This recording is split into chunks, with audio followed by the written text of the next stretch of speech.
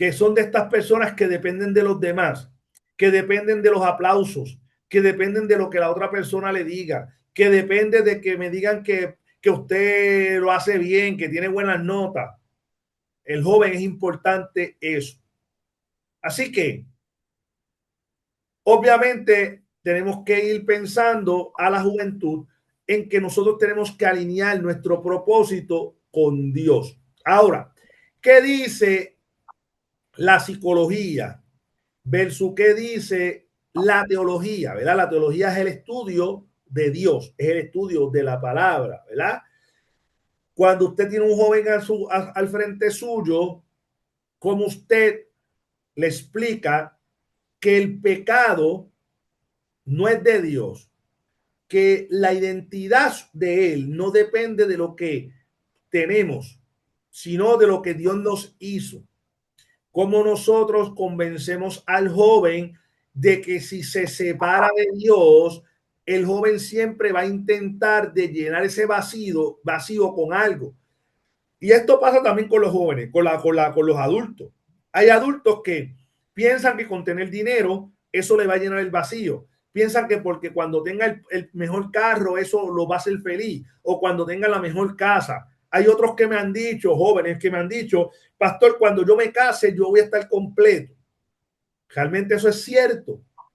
El joven está tratando de llenar unos vacíos y entonces los trata de llenar con logros, con apariencia, con reconocimiento, lo trata de llenar con la ropa, lo trata de llenar con las amistades, con los likes, con las redes sociales, los trata de llenar con los estudios. Hay jóvenes que piensan que porque sacan buenas notas, con eso van a ser felices. Sí, que piensen que esos espejos sustituyen, tratan de sustituirse, obviamente son frágiles y crean obviamente profundas heridas. En el caso de la psicología es interesante porque la psicología va un poco más obviamente al psiqui, a la mente. Eric Erikson es un famoso psicólogo muy famoso, escribió muchos libros, escribió y no tan solo escribió, sino que hizo muchos estudios donde él establece que la etapa más crítica del ser humano es la adolescencia, donde es donde se define quién es esa persona, quién es ese joven, versus cuál es la confusión de roles, qué es lo que a mí como sociedad me corresponde, qué es lo que yo tengo que hacer. Obviamente, en la psicología no se puede mezclar la psicología con la teología, porque la psicología no ve todo esto a base de lo que pasó con el pecado dentro, ¿verdad?, de lo que Dios hizo. Así que la psicología no entra en el pecado, la psicología entra en el comportamiento. Y los estudios dicen que la juventud, ¿verdad?, en esa etapa de la adolescencia, es donde la confusión se intensifica. Esa confusión tiene que ver con identidad sexual, tiene que ver con identidad económica, tiene que ver con identidad cristiana. Es en la adolescencia donde el joven por lo general empieza a ver si Dios es real, por qué me pasan cosas, empieza a preguntarse por qué si Dios es real, por qué mi mamá se murió o mi papá se murió. El joven por sí solo, iglesia, no sabe quién es ni hacia dónde se dirige. Y ese rol no debe depender de las escuelas, depende de nosotros como líderes y como padres. A veces le echamos la responsabilidad a la escuela, a los maestros, que obviamente tienen un rol importante dentro del desarrollo. Sí, eso es cierto, pero tengamos cuidado. ¿Por qué? Porque no todo recae en la escuela. Hay una parte que le cae a la iglesia, nosotros como ministros, como pastores, y obviamente dentro de nosotros como padres. Yo le doy gracias a Dios porque en la iglesia donde estuve por los últimos 20 y pico de años, desde el día en que yo llegué, creía en la juventud. Por eso teníamos un grupo de jóvenes de más de 100 jóvenes.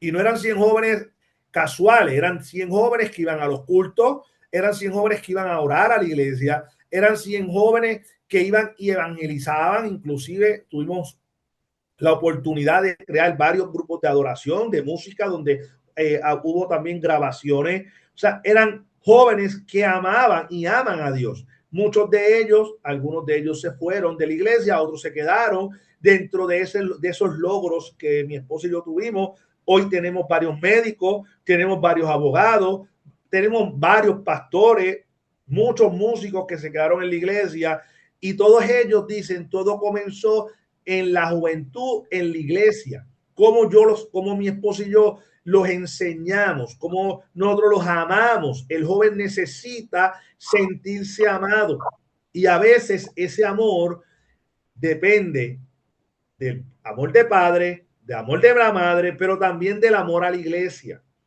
Usted sabe que yo tengo amigos que se criaron conmigo en el evangelio, que muchos de ellos tenían llamados igual que yo. Me los encuentro en las redes sociales y me dicen, yo no quiero saber de la iglesia porque en la iglesia me lastimaron, en la iglesia me hirieron, en la iglesia hubo un momento donde yo quise buscar de Dios y lo que hicieron fue que me señalaron.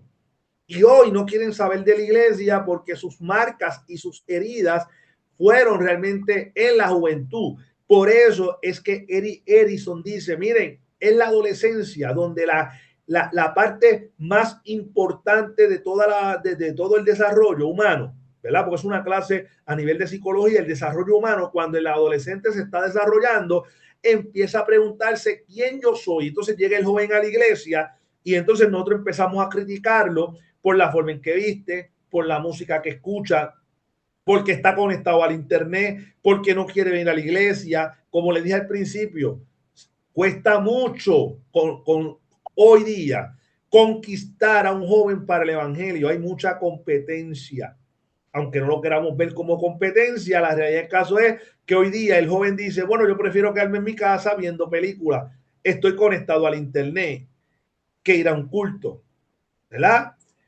Fíjense que de ahí obviamente llega varios síntomas y varias situaciones visibles donde, por ejemplo, número uno, entra la ansiedad en el joven. ¿Qué es la ansiedad?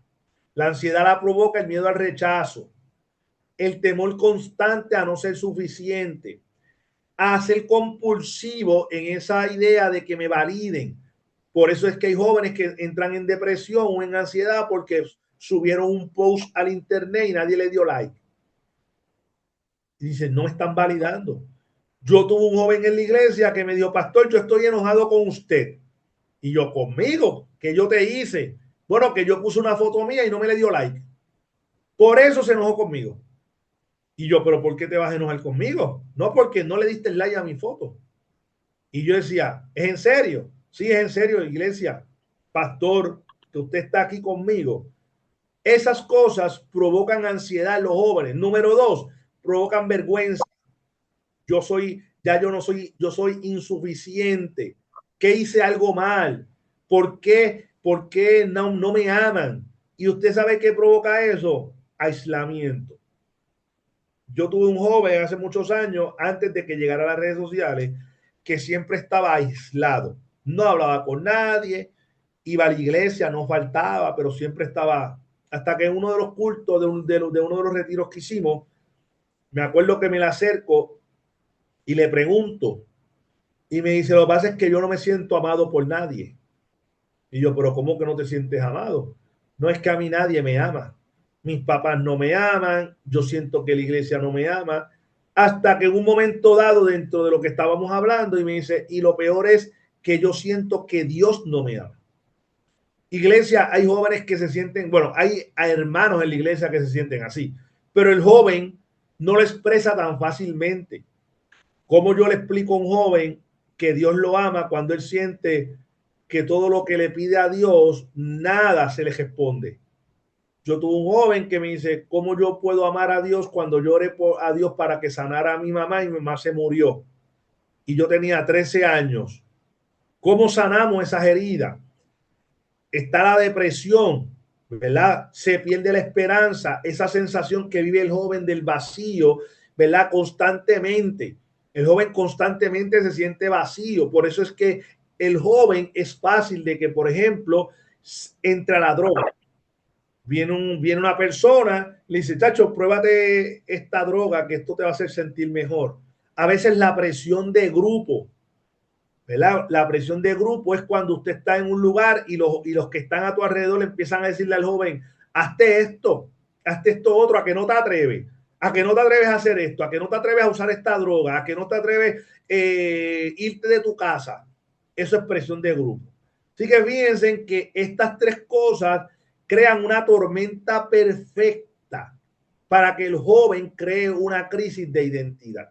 Y es un problema mayor, porque cuando el joven no sabe quién es, que de por sí el joven está en esa etapa, pero todo esto lo valida, ¿cómo entonces nosotros podemos bregar con ese joven? A veces hay que dedicarle horas a un joven. Mi esposa y yo, miren, nosotros, gracias a Dios, nosotros vivimos en Puerto Rico, como le dije, y nuestro hogar se convirtió en la casa de los jóvenes. De hecho, hubo momentos donde nosotros dejábamos la puerta abierta de mi casa, literal. Nosotros, mi esposo y yo trabajamos en un trabajo secular, y cuando llegábamos a mi casa tenía jóvenes dentro de la casa, jugando PlayStation. En aquel momento, al principio, no había internet, hablando, estaban algunos durmiendo. Y cuando llegaban, muchos decían, no, es que aquí yo siento paz, en mi casa no.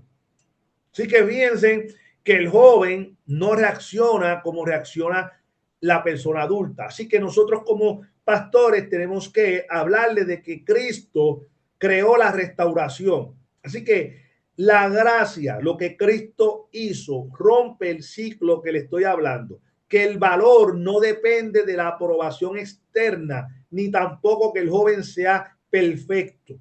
Es ahí donde nosotros entramos a predicarle, a hablarle de quién es Jesús. Eres amado incondicionalmente, no por lo que tú haces, ni tampoco por lo que tú produces. ¿Cuántos jóvenes yo me he encontrado que me dicen, yo soy un error haber nacido? Miren, ahora le voy a hablar a usted como padre, antes de ser pastor. Si usted tiene hijos, tenga cuidado con lo que usted le dice a sus hijos. Yo tuve jóvenes que me decían, yo no me siento amado porque mi papá me dijo una vez que yo era un error, que yo no fui planificado, que yo nací porque fue un ups. Yo no quería, mi papá no quería que yo naciera. ¿Cuántos jóvenes han pasado por la triste experiencia de que se enteran de que sus padres trataron de abortarlo? ¿Cuántos jóvenes se enteran de que su papá nunca lo amó? ¿Cuántos jóvenes se enteran de que su papá, que se crió con su papá, realmente no es su papá? ¿Cuántos jóvenes nosotros tenemos en las iglesias que han sido maltratados, que han sido violados, que han tenido situaciones delicadas en los hogares? Así que nosotros tenemos que enseñarle que el amor que Dios da es incondicional. Así que esa transformación de nosotros narrarlo, de que el joven dice, yo no valgo nada, yo soy un fracasado, ahora tenemos que cambiar ese switch en la mente del joven y decirle, no, espérate, es que tú eres un hijo de Dios, tú eres escogido, tú eres amado. La Biblia, eso lo dice la Biblia. La Biblia dice que nosotros somos especial tesoro para Dios. La Biblia dice que nosotros somos linaje escogido, creados por Dios. Un Dios que todo lo sabe, un Dios que es soberano, le plació crearnos a nosotros. Así que ninguno de nosotros y ningún joven es un error. Así que a veces yo he tenido jóvenes en la iglesia donde estaba, donde me dicen, es que yo soy un error. Tenemos que empezar a cambiar esa negatividad por lo que dice Efesios 1 y Primera de Pedro 2. Somos escogidos, somos amados, somos linaje escogido. Nosotros tenemos que estar como pastores, no importa si usted es pastor general o usted es pastor de jóvenes. Tenemos que estar en esa comunidad de jóvenes, darle experiencia a los jóvenes. A veces la iglesia no cree en la juventud. Yo le di gracias a Dios porque en la iglesia donde yo salía, de la iglesia que yo salía ahora pastoral, ambas iglesias creemos en la juventud. Yo creo en la juventud. Yo creo en que los jóvenes hay que desarrollarlo. Así que esa restauración para el joven no elimina luchas, pero sí cambia la capacidad como yo voy a enfrentar la vida. ¿Cómo yo enfrento la vida? Yo la enfrento con esperanza de que hay un futuro mejor, de que mañana puede ser mejor. Iglesia, nosotros tenemos jóvenes dentro de la iglesia que usted tal vez nunca se entere que se trataron de suicidar, que trataron de quitarse la vida, que trataron de salir corriendo de su hogar.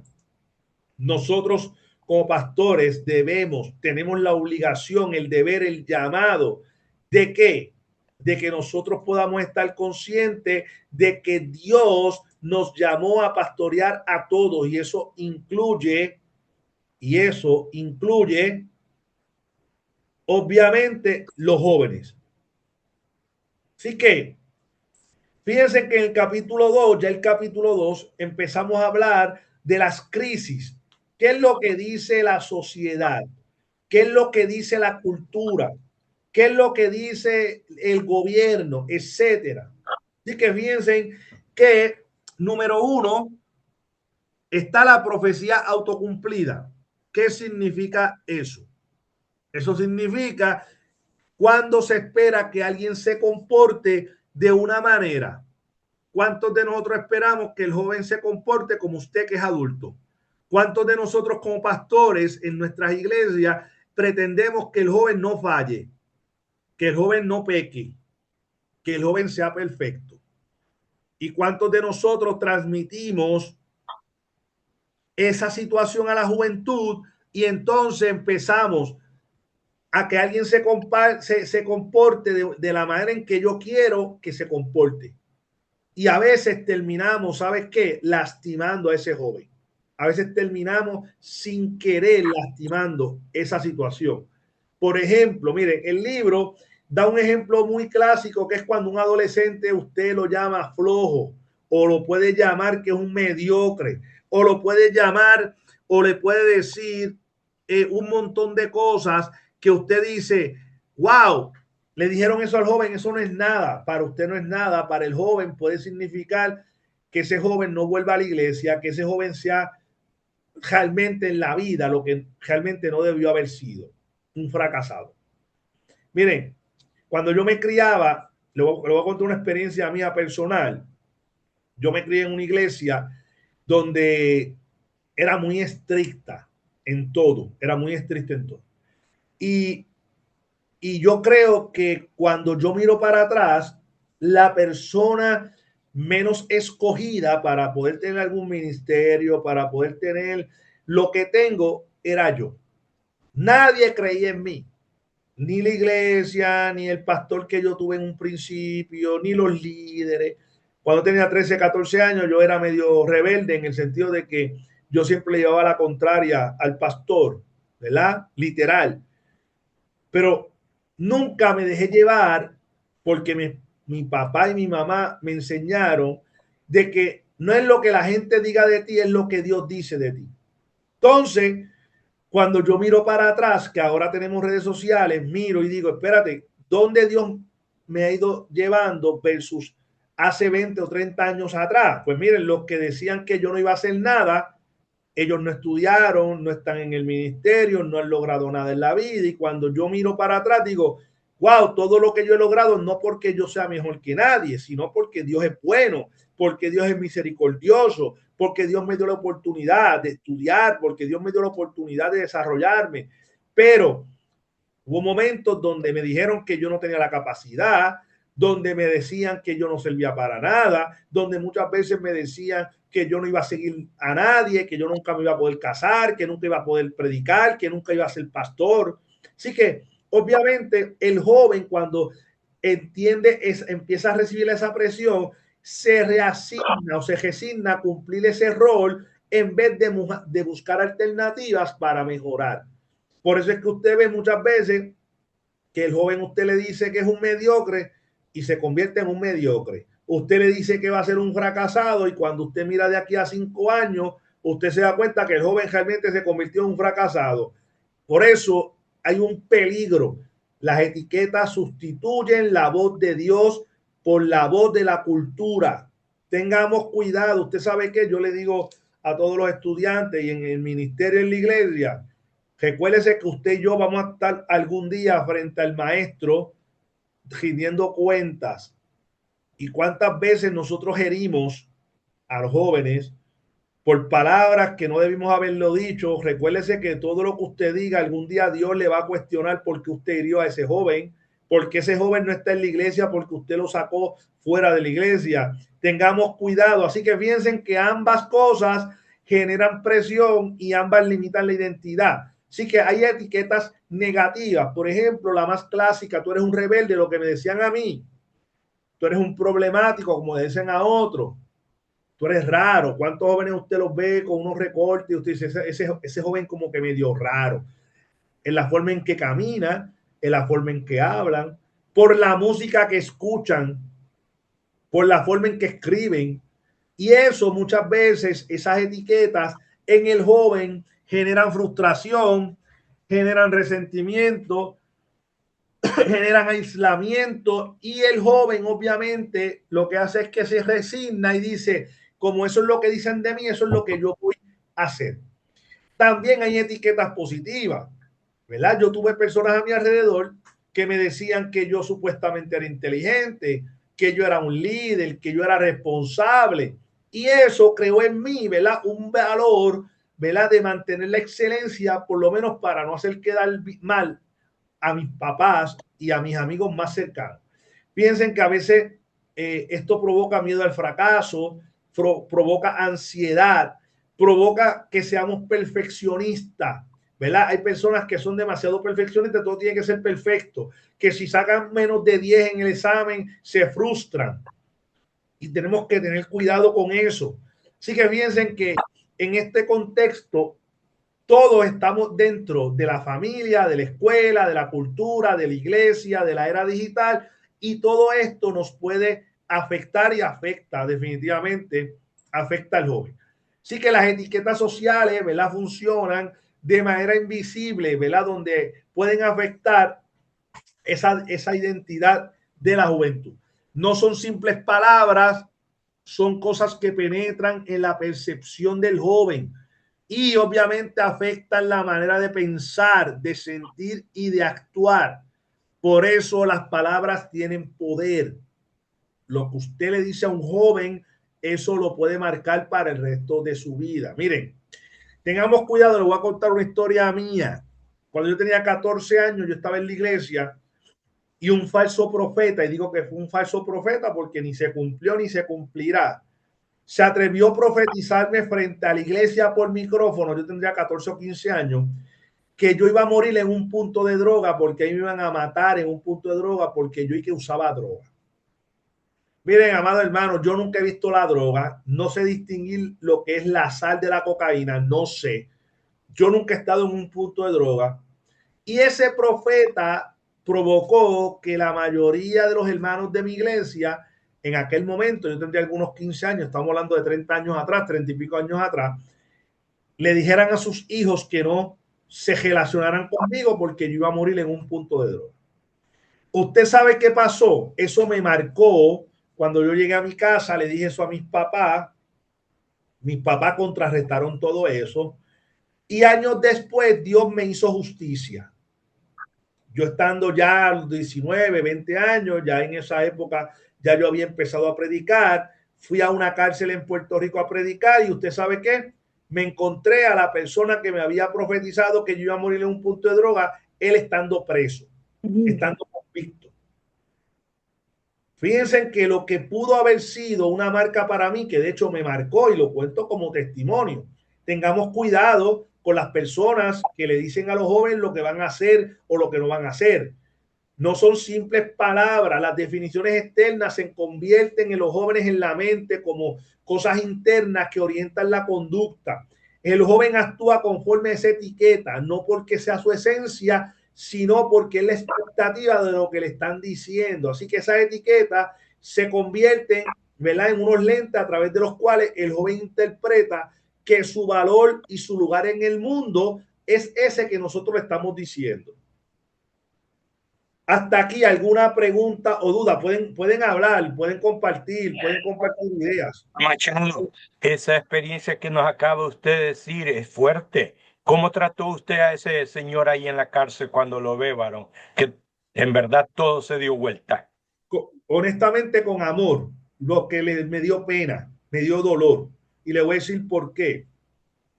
Este hermano, cuando fue a mi iglesia, ¿verdad? Él empezó a profetizar Y obviamente en aquel momento me dolió, pero Dios en un momento dado, mi papá me dijo, Dios es un Dios justo y Dios algún día te va a enseñar el propósito de por qué permitió que pasara eso.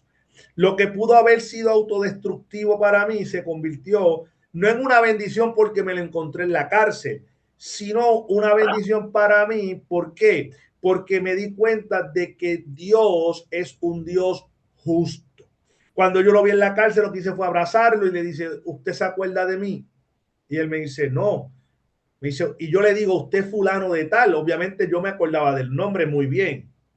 Y él me dice, sí, ¿cómo usted lo sabe? Bueno, lo que pasa es que hace como 8 años, 7 años, usted fue a mi iglesia en Peñuela, usted predicaba, ¿verdad que sí? Me dice, sí. Y usted me profetizó que yo iba a morir en un punto de droga, cuando yo nunca he tocado la droga. Iglesia, esto fue mi experiencia, ¿verdad? Y les digo esto como testimonio porque para mí eso pudo haber sido la punta de lanza para yo convertirme en un drogadicto, pudo haber sido la punta de lanza para yo convertirme en un traficante de droga y pudiera haber sido una justificación yo decir, no, lo que pasa es que ya Dios determinó que eso era lo que yo iba a hacer, porque en una juventud usted, el profeta, el evangelista, el pastor, el joven lo ve como una autoridad. Así que lo que usted le diga al joven, él lo va a ver como bueno. Él lo va a ver como que usted tiene razón porque usted es el líder. Así que cuando en aquel momento yo tuve que tomar una decisión a quién yo le iba a creer, si a mis papás que me conocían o al profeta que me estaba profetizando. Y no todo el que dice, así dice el Señor, es Dios el que está hablando. Tengamos cuidado. Hay cosas que parecen bonitas y no son de Dios. Por eso la Biblia dice que el diablo se viste como ángel de luz porque él fuera un ángel. Así que si él sabe lo que es comportarse como un ángel, él sabe lo que es hablar bonito. Así que tengamos cuidado. Así que contestando la pregunta, lo que hice fue que lo amé. Bueno, todavía no sé si la persona murió, si falleció, si salió de la cárcel, si está predicando, pero si lo volviera a encontrar, le volviera a decir exactamente lo mismo. ¿Cuánto lo amo en el Señor? ¿Por qué? Pues porque es lo que haría Jesús. ¿Qué haría Jesús? La Biblia dice que Jesús amó a Judas aun cuando sabía que Judas lo iba a traicionar. Así que o solamente se lo cuento como un testimonio, ¿verdad? Tenga cuidado con lo que usted le dice a un joven que puede marcarlo para bien o para mal, ¿verdad? Así Sí, que dentro de esa... fuerte. Fue Ajá, fuerte en verdad esa experiencia, varón, que pasaste y te pudo haber marcado para mal, pero gracias al Señor, la gracia y la misericordia del Señor te guió para bien y pudiste ver testimonio más adelante como testifica de que Dios ha sido siempre bueno. amén, ¿verdad? Y obviamente cuando tuve la oportunidad ya de pastorear jóvenes directamente, que yo le contaba esa experiencia y siempre, ¿verdad? Les decía, miren, Dios te conoce, no te quepa la menor duda que Dios conoce nuestro presente y nuestro futuro. Y la Biblia dice que Dios tiene pensamientos de bien para cada uno de nosotros. La Biblia dice que Jesús murió por todos, por cada uno de nosotros. No fue por unos sí, por otros no. Así que Jesús murió por todo y murió por la juventud. Así que no juzguemos al Doctor, joven porque tiene el pelo largo, porque tiene aretes, porque tiene pantalla, porque se comporta. Usted no sabe si esa persona algún día va a ser el pastor de sus hijos. Hoy yo doctor, miro para atrás. también ah, algo Ajá, importante de lo que dijo de cuando profetizan. Yo también conocí una chica que un hombre le profetizó, este profeta falso, y le dijo que Dios le había dicho que ella iba a ser su esposa y esta muchacha terminó casándose con él. Y obviamente esto era mentira y dio una muy mala vida a esta joven que conocí. Pero es importante enseñar a ellos también sobre estos falsos profetas. Cuando la persona, Dios habla a nosotros, nos va a hablar primero y después alguien va a venir con una profecía, pero normalmente no va a venir solo una profecía. Cuando Dios nos está hablando, Él personalmente nos va a hablar y cuando alguien nos profetiza algo es porque está de alguna manera reafirmando lo que Dios ya nos ha hablado a nosotros. Es importante enseñar a los jóvenes esto también, sí, no, que no tomen. definitivamente estoy de acuerdo. Por eso le digo que lo que usted y yo le enseñamos a nuestros jóvenes es lo que se le va a quedar en la mente por el resto de su vida. Yo todavía recuerdo las enseñanzas porque obviamente eso fue un evento aislado, aunque me marcó en el caso mío porque, óigame, póngase en el lugar, imagínense el escenario completo, ¿verdad? Ahora yo como adulto lo entiendo, imagínense que usted tiene sus hijos que son mis amigos y ahora resulta que un profeta que usted respeta me dice a mí que a mí me van a matar en un punto de droga. Usted como madre, usted va a decir, no te juntes con él, porque si a él lo matan en un punto, a ti también te van a matar en un punto. ¿Por qué? Porque si tú estás ahí con él, ese fue el concepto que se creó, ¿verdad? Y obviamente me llevó a mí a que, obviamente, mi autoestima, etcétera, gracias a Dios, ¿verdad? Dios trabajó conmigo y puedo contarlo, ¿verdad? Abiertamente de la manera en que lo hago. Y se lo decía a los jóvenes, no te dejes llevar por lo que la gente dice de ti. Ya Dios dijo algo de ti, ¿verdad? La Biblia dice que Dios habló bien de ti, que Dios tiene pensamientos de bien. Así que piensen que también dentro de todo lo que estamos hablando hay una cultura del rendimiento. A veces nosotros como padres, como pastores, tenemos unas expectativas muy altas de nuestros jóvenes. Tenemos la expectativa de que salgan bien en la escuela, de que se porten bien, de que no hagan nada. Entonces, cuando ese rendimiento define el valor del joven, el joven lo que hace es que puede reducir su productividad. ¿Por qué? Porque no se valora por lo que es, sino por el rendimiento. Y la identidad del joven, ni de usted ni mía, puede estar basada en el éxito académico, porque como le dije, usted puede tener buenas notas o puede tener malas notas, y eso no quiere decir que usted no va a ser exitoso en su vida. Usted puede ser un fracasado académicamente y eso te puede crear una crisis, ¿verdad? Como dice el libro, porque siempre vas a encontrar que falta algo, pero las notas, el que usted sea bueno o malo en la escuela, no debe de rendir, no debe rendir o no debe ser determinante en la autoestima del joven. A veces nosotros como padres, como pastores, esperamos que todos nuestros hijos sean perfectos. A veces nuestros hijos tienen condiciones que son un poco, que los llevan un poco a ser un poco más atrasados que los demás. Sí, puede hablar, hermana, la que tiene la mano levantada, a Guedita. No sé si lo dije bien. Amén. Dios me le bendiga. Puede hablar con confianza. Encantada de escucharle. Yo me estoy gozando muchísimo. Y precisamente por el tema que usted está hablando, en nuestra experiencia, viendo las diferentes iglesias de origen latino, precisamente Latinoamérica, una de las cosas que más me preocupan a mí como pastora es que nos enfocamos tanto en que los jóvenes sean perfectos, en que tienen que estar dentro del molde que a mí me enseñaron, que tenemos muchas iglesias donde ya la membresía está envejecida.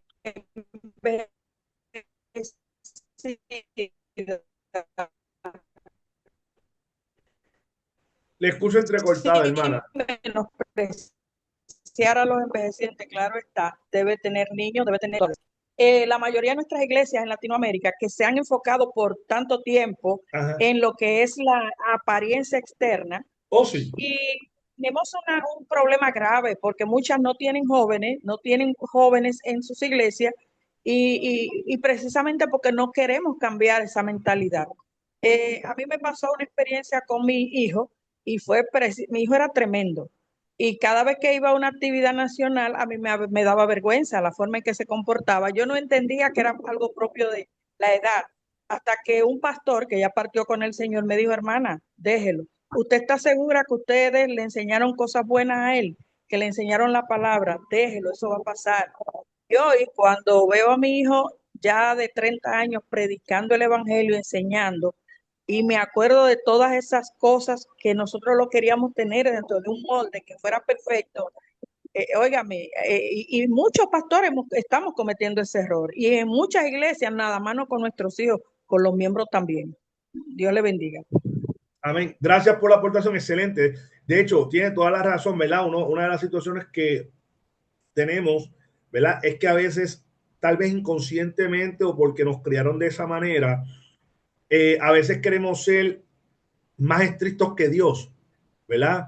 Y con los jóvenes a veces somos más duros todavía y tenemos que tener cuidado, ¿verdad? Cuando yo le dije en mi caso que yo era medio rebelde, era por lo mismo que está diciendo la hermana, por la forma en que yo me recortaba el pelo, por la forma en que yo vestía, porque me decían que estaba en pecado, porque me recortaba de X o Y manera. Esa era la rebeldía, ¿verdad? Ahora miro para atrás y digo, mira, realmente yo quisiera que lleguen a mi iglesia jóvenes que con el pelo largo, como sea. ¿Por qué? Porque usted sabe que tarde o temprano esa etapa va a pasar, porque eso son modas, todos pasamos por eso. Así que piensen que para Si eso mis, si mis, profe- si mis profesores de teología siguen siendo rebeldes. Ok, entonces, dentro de todo esto, tenemos que hablar de que tenemos que romper con ese ciclo. Así que, ¿cómo le rompemos el ciclo con la juventud, verdad? Y con nosotros mismos. Número uno, nuestro verdadero nombre está en la voz de Dios. ¿Qué es lo que Dios piensa de mí? ¿Qué es lo que Dios dice de mí? Eso está en la Biblia, ¿verdad? La diferencia crucial, descripción, cometiste un error, el error se puede cometer, se puede corregir. En la vida todos cometemos errores. De hecho, el que no comete error no aprende. ¿Cuál es realmente la definición de éxito o de fracaso? Yo estoy seguro que si yo hago esa pregunta, ¿cómo usted define el éxito versus otras personas? Tal vez no nos pongamos de acuerdo qué es la definición de éxito. Porque posiblemente lo que yo veo como éxito, usted no lo ve como éxito. Por ejemplo, yo siempre he dicho que la persona exitosa no es el que tiene mucho dinero, no es el que tiene posesiones, no es el que tiene una gran profesión. Usted sabe que, aunque usted no lo crea, yo leí un autor que decía en cierta ocasión que él define el éxito como lo siguiente: el éxito, no el éxito cristiano, estoy hablando del éxito en general, es cuando usted logra encontrar lo que a usted le apasiona, que usted lo puede hacer, que usted lo hace aunque usted no le estén pagando y usted se siente feliz. Por ejemplo, yo tenía un amigo que su papá le decía, tú tienes que ser médico, tienes que ser médico, tienes que ser médico, tienes que ser médico. Él estudió medicina y luego que estudió medicina, ¿verdad? Cogió el diploma, ¿verdad? Y se lo entregó a su papá y le dijo, aquí tienes tu diploma. Él no quería ser médico, él quería ser músico. Y después de estudiar tantos años de médico, decidió entregarle su diploma a su papá y no ser médico, nunca ejerció. Hoy es músico. Y me dice, lo que me apasiona es la música. Así que lo que para el papá pudiera pensar que es éxito ser médico, para él el ser exitoso era ser músico. Así que fíjense que cuál es la definición realmente de fracaso versus éxito. Así que ahí entra nuestro rol de consejero. Cómo yo ayudo a identificar al joven esas etiquetas que alguien le ha ido sembrando, que alguien le ha dicho, ¿verdad? Cómo le cuestionamos a través de la verdad bíblica. Cómo reconocemos que esas etiquetas no son el destino, sino una narrativa que puede ser reescrita. Iglesia, hoy yo miro para atrás y le doy gloria a Dios por todas las cosas que me pasaron, ¿verdad? Como yo le decía a mi iglesia, miren, les puedo contar una de las muchas experiencias. Desde que yo tenía 16 años, 14 o 13 años, por ahí, yo sabía que yo iba a ser pastor. De hecho, cuando yo me fui a casar con mi esposa, esto se lo voy a contar en forma de chiste, pero fue verdad. Yo le digo a mi esposa, ¿verdad? Cuando nos enamoramos, ya no íbamos a ser novios. Yo dije, mira, antes de hacernos novios, yo tengo que decirte algo. Y ella se asustó. Y yo digo, ella me dice, ¿qué pasó? Y yo, bueno, yo tengo un problema. Y ella, ¿cuál es tu problema? Y yo, bueno, yo creo que tú sepas que yo voy a ser pastor. Y ella me dice, yo no tengo problema con eso. Mi esposa es cristiana. Y de hecho, ella es pastora en nuestra iglesia y ella da clase igual que yo y todo lo demás. Y ella me dice, ahora, no, pero yo tengo otro problema y mi problema es mucho más grande que ese. Y yo digo, ¿cuál es tu problema? Me dice, que yo no cocino, yo no sé cocinar. Y usted sabe que cuando usted está enamorado, eso a usted no le interesa mucho. Así que yo le dije, no te preocupes, no cocine, no tienes que cocinar. ¿Verdad? Obviamente, ¿qué le quiero decir con esto? Que obviamente nosotros, ¿verdad? Cuando ya sabemos hacia dónde nos dirigimos, la vida se hace mucho más fácil. ¿Verdad? A veces hay cosas que hay que esperar y hay que enseñarle al joven que hay momentos de esperar. Las cosas no llegan de la noche a la mañana, ¿verdad? Así que fíjense que tu verdadero nombre está en la declaración de que Dios nos llama, que nosotros somos hijos amados y que nuestra vocación es el reflejo de lo que se llama el imago Dei, que es la imagen de Dios y que nuestro valor no tiene que ver nada con nuestros resultados. Yo no soy exitoso porque tengo resultados buenos o malos. Yo no soy lo que soy. Mi valor no depende de lo que a mí me dan o de lo que yo logro. No depende de eso. Por ejemplo, como les dije, yo he estudiado mucho porque me gusta estudiar, pero eso a mí no me define. Pues yo puedo seguir estudiando el resto de la vida. Alguien dijo que el que deja de aprender ese día muere, así que yo seguiré aprendiendo toda la vida, pero eso a mí no me define. A mí un título no me define. Yo le digo quién yo soy para que usted se motive. Y como le digo a los estudiantes en la universidad, ¿verdad? En la universidad aquí, en la universidad secular, le digo, yo no te digo que yo soy doctor para que usted me aplauda. Yo le digo que yo soy doctor para que usted se motive porque yo no soy mejor que usted. Así que yo no soy mejor que tú. Los jóvenes son excelentes. Todo depende de cómo nosotros les enseñemos lo que Dios quiere que nosotros les enseñemos. Así que fíjense que el capítulo 3 del libro habla de la autoestima y esa narrativa bíblica. La autoestima, ¿verdad? Lo que dice la psicología, no necesariamente la Biblia, es la valoración que tiene el joven de sí mismo. O sea, es el valor. Eso es lo que define la psicología, ¿verdad? En la adolescencia se convierte en un predictor clave de ese bienestar emocional y la calidad de las relaciones interpersonales.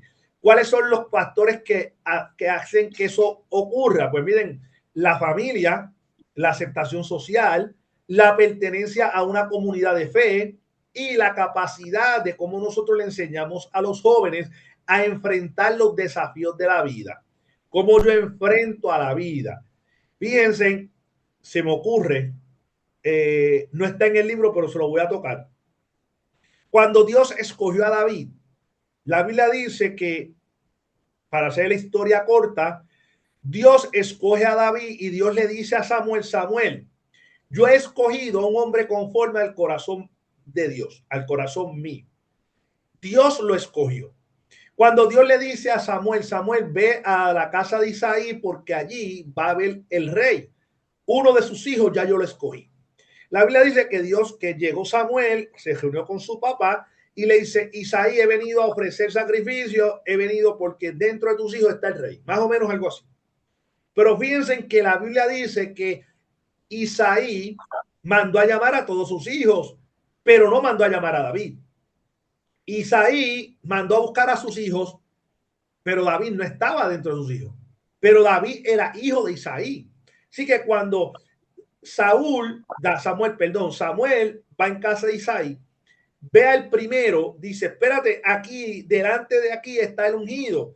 Y Dios tiene que hablarle y decirle, espérate un momento, no mire su alto ni su parecer. ¿Por qué? Porque yo miro el corazón.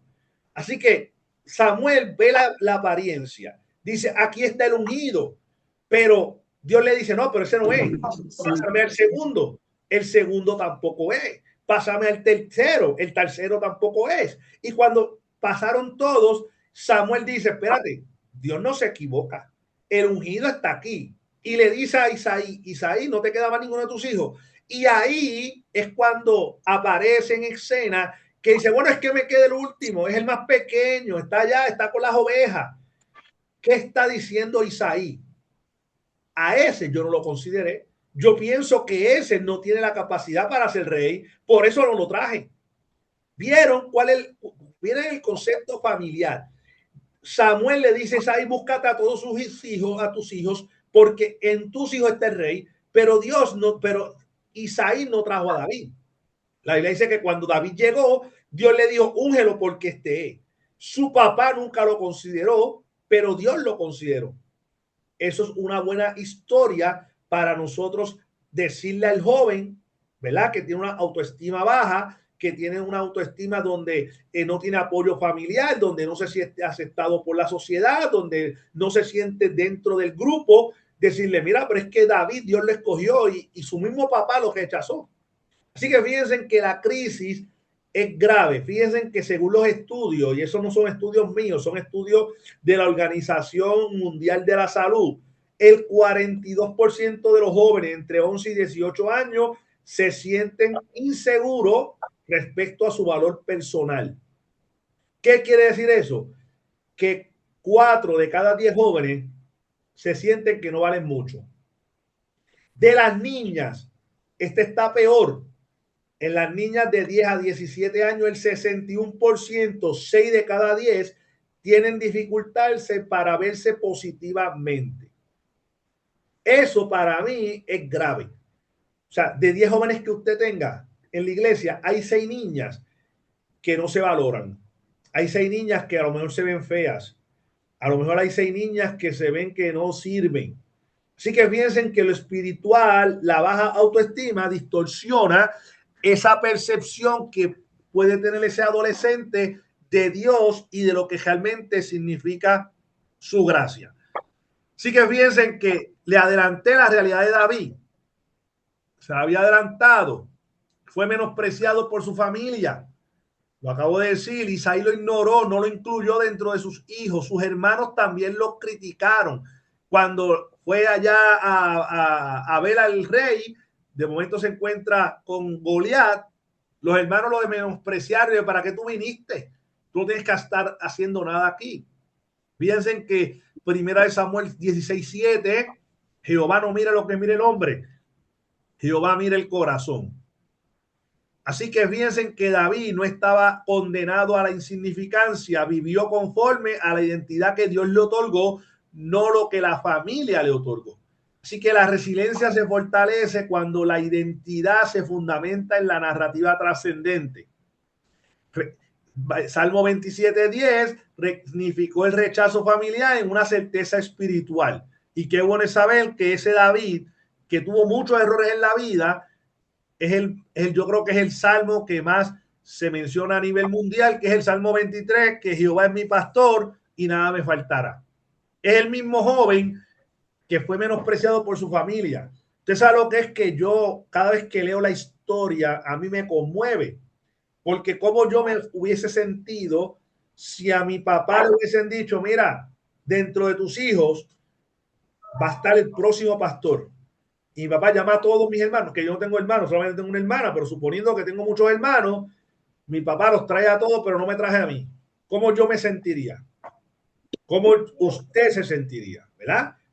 Esa es la historia de nuestro amigo David, ¿verdad? Hablamos de David, el Salmo 23, qué bueno, David fue lindo, David fue conforme al corazón de Dios, todo eso es cierto, pero cuando analizamos su vida, nadie lo tomó en cuenta a la hora de ser escogido. Así que, ¿cómo él se pudo haber sentido cuando él pensaba, si mi papá no me escogió, si mi papá nunca me tomó en consideración, etcétera?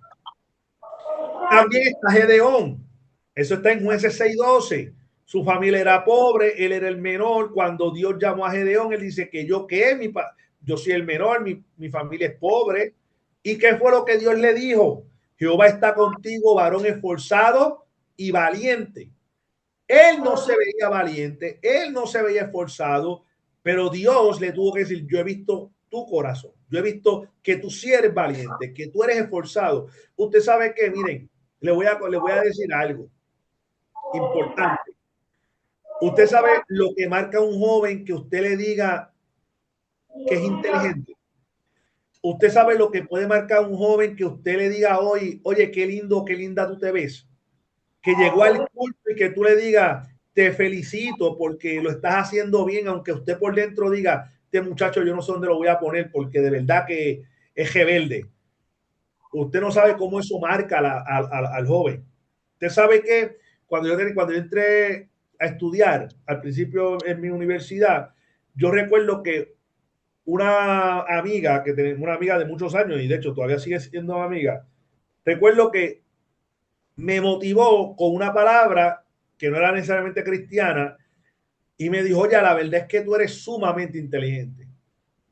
Y yo no me lo creía, pero eso me motivó y cada vez que yo iba a hacer algo me acordaba de que por lo menos alguien pensó que yo era inteligente. Yo nunca me he visto como inteligente y todavía se lo agradezco. ¿Por qué?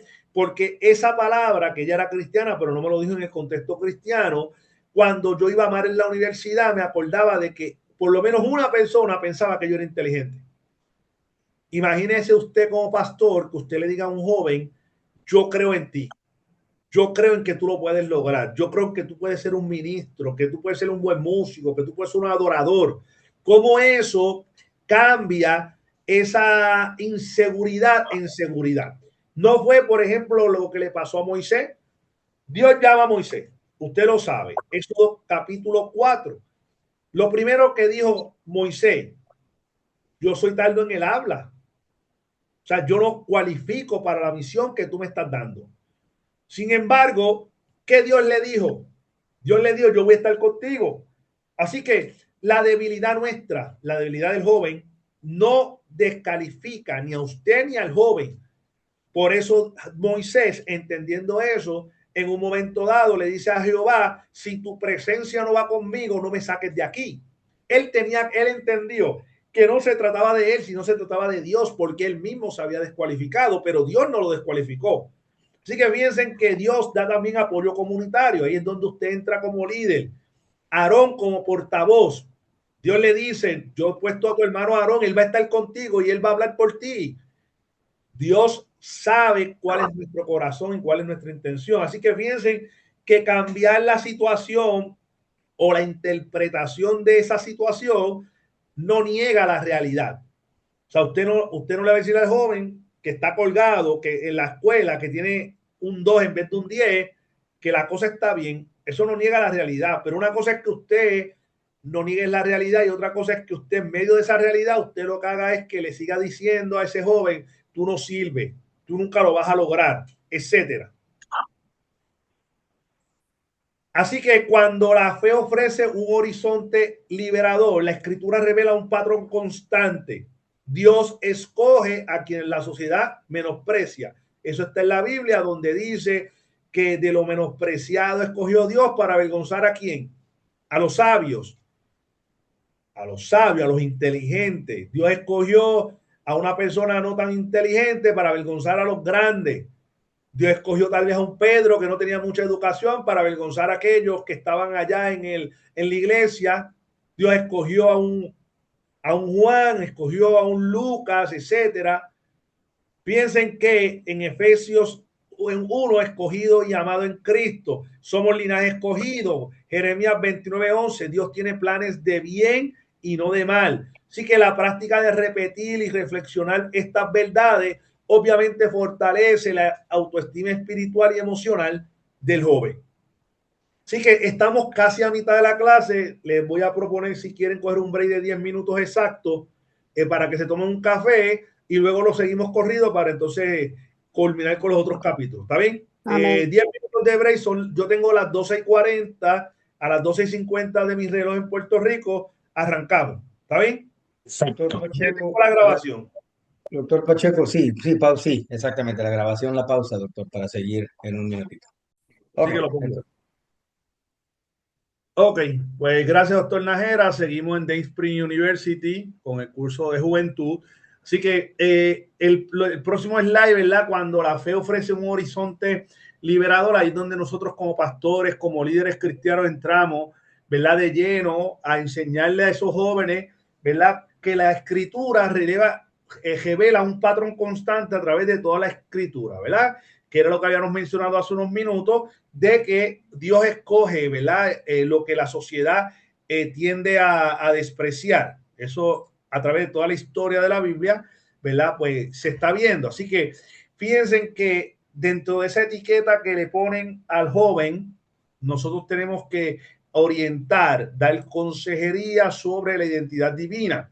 Así que la autoestima hay que reconstruirla, y cuando la identidad se fundamenta en gracia, no en etiquetas sociales, obviamente el joven reinterpreta su historia ya desde la historia o desde la perspectiva divina, que fue lo que me pasó a mí, ¿verdad? Yo hice una introspección y reinterpreté, ¿verdad?, la historia con respecto a lo que Dios realmente quería para mí. Así que aceptamos las debilidades como una plataforma de crecimiento, no como una condena, sabiendo que nosotros como adultos también estamos en las mismas. Usted y yo vamos a tener debilidades, usted y yo no somos perfectos, usted y yo también podemos cometer pecados, cometer errores, y eso no quiere decir, ¿verdad?, que Dios nos desecha. Así que fíjense que cuando hacemos una consejería tenemos que transformar nuestra narrativa del joven, de que el joven te dice en una consejería, no valgo nada, yo soy un fracaso, nadie ve lo que yo hago,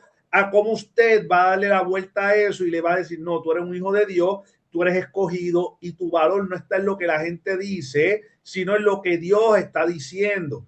Así que fíjense que hay herramientas de consejería. Número uno, las etiquetas internalizadas y sus voces, contrastar lo que dice la voz de Dios en la escritura versus lo que está hablando la gente o las redes sociales, practicar afirmaciones bíblicas de identidad. Hay muchísimos textos que hablan sobre nuestra identidad en Cristo y obviamente el acompañamiento pastoral, que obviamente es demasiado importante.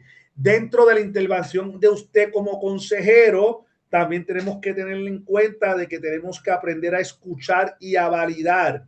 Nosotros como consejeros reconocemos el joven, el miedo del joven, pero no lo podemos minimizar, ¿verdad? Esa ansiedad, el desempeño que está teniendo, no lo descualifica ni como estudiante ni como un futuro líder. Como le digo, hoy yo miro para atrás y me he encontrado con muchos de los que un día dijeron que yo no iba a ser nadie, y le doy gloria a Dios porque Dios es el único que puede lograr o podía lograr que yo estuviera dándole el curso a usted. Así que fíjense que importante el apoyo comunitario, importante, ¿verdad? Traer la dimensión, obviamente, ¿verdad? De la Biblia. Ya entrando en el capítulo 4 del libro, en el capítulo 4, ahora entramos ya en lo que es la familia y ese espejo de identidad. Fíjense que la familia es un caso y es una situación donde cumple con un parámetro demasiado importante dentro de nosotros como líderes. Nosotros somos pastores, somos consejeros, tenemos muchas funciones, pero también somos padres. Y ese rol de padre también tiene un impacto dentro de la juventud, ¿verdad? Así que fíjense que la raíz está en la familia.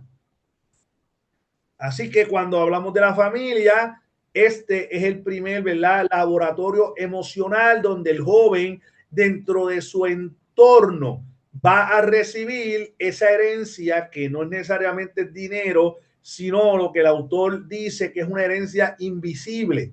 ¿Qué es esa herencia? Miren, los valores, las creencias, los estilos de cómo yo me relaciono con los demás.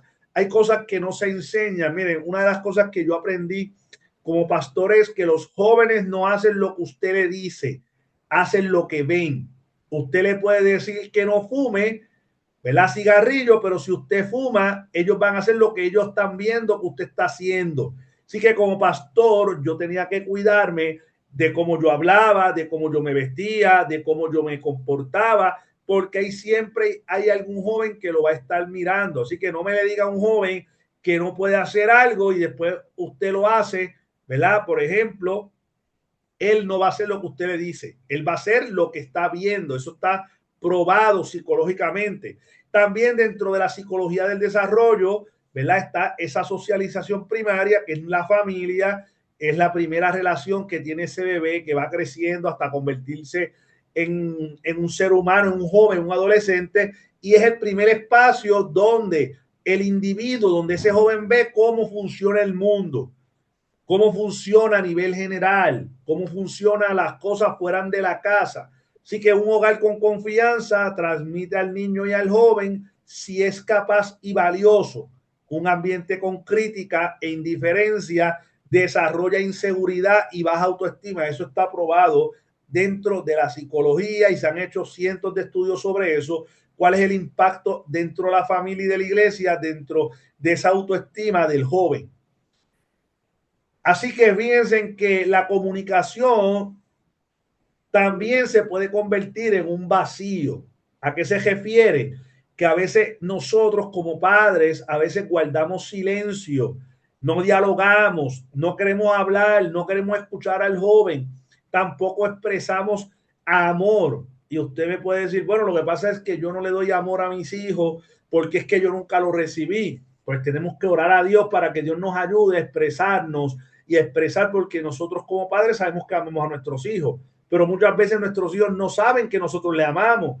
Muchas veces nuestros jóvenes no saben que su pastor le ama porque usted nunca se lo dice, ¿verdad? Usted no sabe el impacto que crea. O al principio, cuando yo empecé a ser pastor de jóvenes, cuando yo empecé a decirle a los jóvenes cuánto yo les amaba, ellos al principio no lo podían creer, pensaban que era una frase bonita, hasta que empezaron a darse cuenta que era de verdad y me decían, es que yo no puedo creer que usted me exprese más que me ama, más que mi papá. Para mí doloroso escuchar eso de un joven, ¿verdad? También obviamente esa comunicación donde a veces las interacciones son mínimas o superficiales. Tenemos que aprender a profundizar con el joven. Tenemos que aprender a comunicarnos con el joven. A veces el joven está metido en la tecnología, pues mire, si usted sabe que el joven lo que le gusta es escribir texto, pues comuníquese por texto, comuníquese por el celular, comuníquese por las redes sociales, porque muchas veces tal vez usted quiera hablar con su hijo, con su joven de la iglesia, pero ese joven a lo mejor le dice a usted, es que yo no hablo. Pues está bien, pues ¿cómo usted quiere que yo me comunique? Yo tengo jóvenes, yo cuando era pastor de jóvenes, le decía, ¿cómo tú quieres que yo me comunique contigo? Ah, bueno, pastor, por texto. Ah, pues no se preocupe que yo lo voy a escribir por texto. Y yo le escribía y ellos me contestaban, ¿verdad? No es una comunicación totalmente efectiva, pero la realidad del caso es que nuestra generación, la generación de los jóvenes que se están levantando, es una generación tecnológica. Así que fíjense que la ausencia de palabras de afirmación, lo que le dije ahorita, hiciste un buen trabajo, te amo, genera un terreno fértil para la inseguridad. El que usted como líder no le exprese a un joven, mira qué bueno que estás aquí, qué bueno que lo estás haciendo bien, puede crear inseguridad e inclusive irse de la iglesia. El niño que nunca escucha validación puede concluir que su esfuerzo no vale. Y esto es importante en el hogar y en la iglesia. En nuestras congregaciones muchas veces no le decimos al joven lo bien que lo hace, pero comete un error y somos rápidos en decirle lo mal que lo hicieron. Así que ese vacío impulsa a buscar, obviamente, validación en otros espacios, y muchas veces esos espacios son inseguros. Por ejemplo, las redes sociales muchas veces empiezan a testear o a hablar por las redes con gente que no conocen, etcétera, ¿verdad? Así que tengamos cuidado. Así que nosotros como familia, ¿verdad? Familia de la fe o familia local dentro de nuestro hogar, nosotros somos el primer espacio de decirle a nuestros hijos, a nuestros jóvenes, lo importante que es la familia, lo importante que es la espiritualidad dentro de la sociedad. Así que la familia no solo transmite valores culturales, también es el primer espacio donde se siembra la fe. Desde niños, los niños aprenden a relacionarse, ¿verdad? Y nosotros desde niños debemos enseñar a orar, a leer la Biblia, a agradecer, ¿verdad? A demostrarle cuánto Dios nos ama. Por eso la Biblia dice, instruye al niño en su camino y aun cuando fuere viejo, no se apartará de ella. Por eso en Deuteronomio especifica Dios diciéndole al pueblo de Israel, repartirás a tus hijos. En todo momento le decía, y le repartirás, le repetirás. ¿Qué le vas a repartir? ¿Qué le vas a repetir? La fe. La fe se transmite a través de la repetición intencional. No es casualidad, no es porque sí, es que Dios nos enseñó a que nosotros debemos ser constantes, consistentes con nuestros jóvenes y nuestros hijos. Reconocer patrones para decidir su futuro. Muchas veces nosotros como consejeros es fundamental ayudar al joven a identificar esos patrones familiares. A veces los patrones familiares que los jóvenes aprenden no son los correctos, ¿verdad? Tenemos que reconocer la herencia invisible, que es el primer paso. Ese primer paso está en la familia. Por ejemplo, ¿verdad? Un ejemplo práctico que lo he vivido muchas veces, es un joven que crece cuando en un hogar donde no los aman, donde siente que no lo aman, y luego no se comunica y no sabe relacionarse. ¿Por qué? Bueno, porque como en el hogar nunca le enseñaron a eso, a relacionarse, pues cuando llegan a la vida real fuera de su hogar tampoco van a saber. También hay una investigación psicológica donde los patrones familiares tienen un impacto duradero aún en la adultez. ¿Cuántos de nosotros como adultos somos como somos? Porque en la adolescencia nos criaron de una manera, ¿verdad? Y aunque no se justifica, hay una realidad de investigaciones donde, por ejemplo, si usted creció en un hogar de maltrato, la posibilidad de que usted se convierta en un maltratante es más alta. Por lo tanto, usted tiene que hacer ese switch y enseñarle a sus hijos que eso es malo, que el maltrato es malo, y enseñar como consejero de que eso no es correcto. Así que fíjense que el joven puede reconocer, ¿verdad? Que eso que heredó puede ser bueno, como también puede ser heridas. Así que la consejería nuestra está llamada a nosotros restaurar esas raíces. Así que esto no se trata de rechazar la familia, sino de discernir qué mantener de lo que le enseñaron a ese joven y qué sanar. Así que importante, nosotros como familia de la fe, como iglesia, nuestro trabajo es ofrecer el apoyo que posiblemente no lo hubo en el hogar. Como les digo, yo me he encontrado cuando yo, ¿verdad? Mi esposo y yo éramos pastores de jóvenes, básicamente nosotros nos convertimos en sus papás. Nosotros atendimos una generación de jóvenes que había mucha ausencia de padres, donde los padres estaban en la casa, pero no estaban, donde no acompañaban a los hijos al juego de baloncesto, de pelota, de soccer, etcétera. Y nosotros éramos los que teníamos que acompañarlos. ¿Por qué? Porque sus padres no lo hacían. Por lo tanto, esa familia espiritual que somos nosotros, tenemos que ofrecer ese apoyo que posiblemente ese joven nunca recibió en el hogar. Así que la identidad del joven no está condenada a repetir los patrones familiares. ¿Por qué? Porque usted y yo tenemos un libre albedrío y el joven puede vivir conforme a la vocación de lo que es Dios, de la imagen de Dios, que fue lo que hablamos al principio de Génesis 1. Obviamente nosotros como consejeros debemos ayudar a sanar esas raíces de dolor, y esto requiere tiempo, requiere acompañamiento, requiere gracia, requiere que usted no juzgue y que yo no juzgue. A veces el joven, por ejemplo, empieza a hablar con usted, le empieza a decir un montón de disparates, y usted como pastor, como líder, en vez de escucharlo, lo que hace es que empieza a juzgarlo. Ese joven jamás y nunca le va a volver a contar nada a usted. Se lo digo.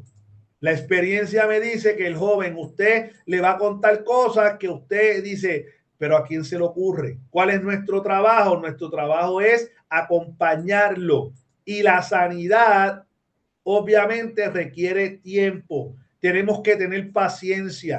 Usted como pastor, usted como consejero tiene que tener paciencia con los jóvenes. A veces los jóvenes no son fáciles. Yo lo sé.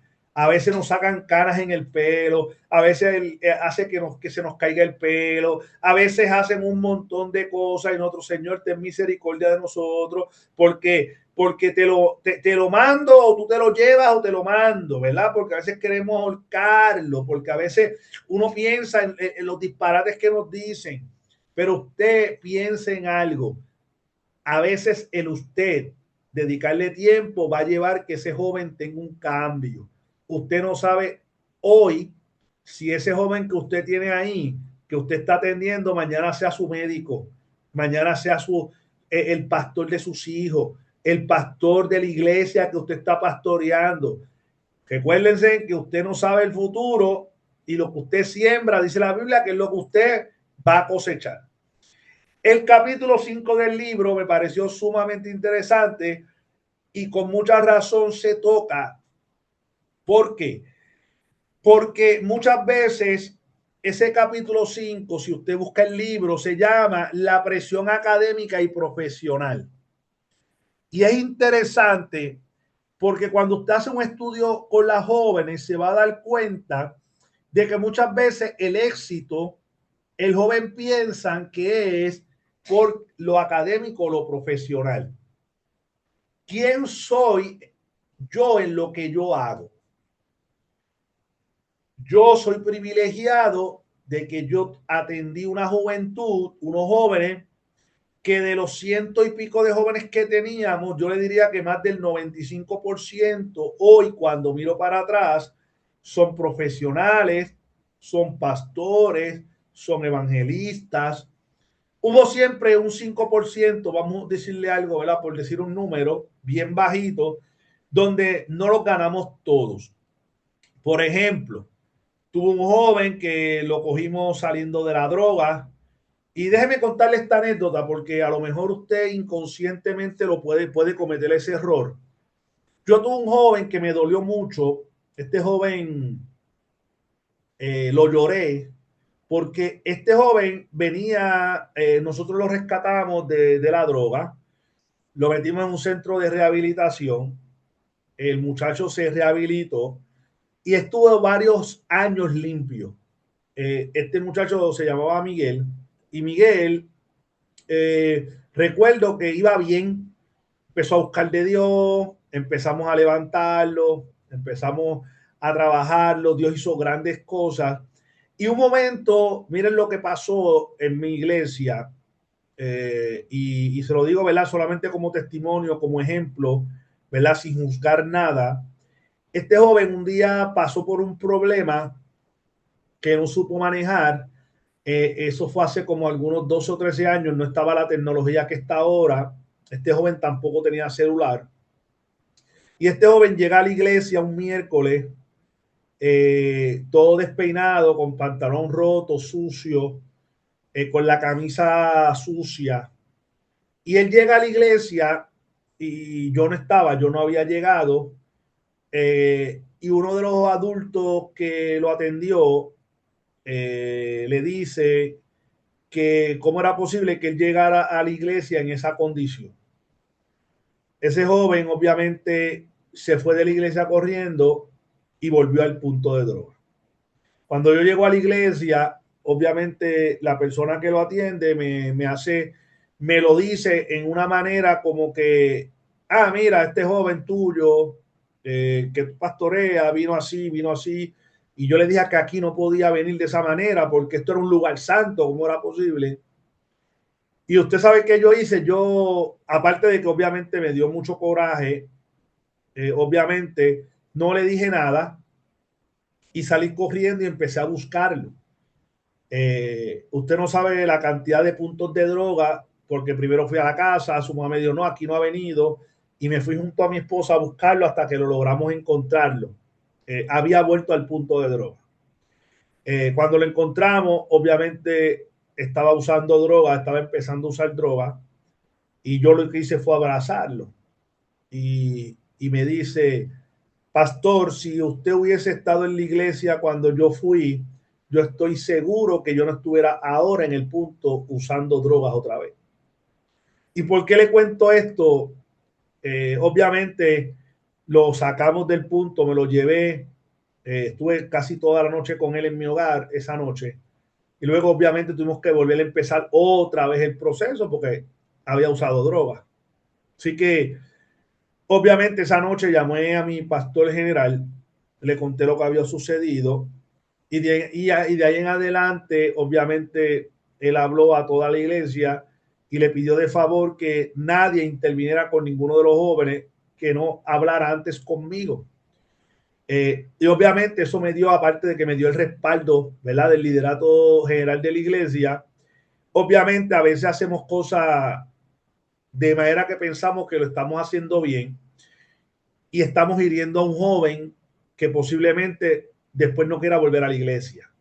Así que yo le digo esto como testimonio solamente para que usted lleve el mensaje a la iglesia de cómo nosotros tratamos muchas veces a nuestros jóvenes que llegan porque vienen con una gorra, porque vienen con pantalones cortos, porque vienen balbú con barba o mal vestido.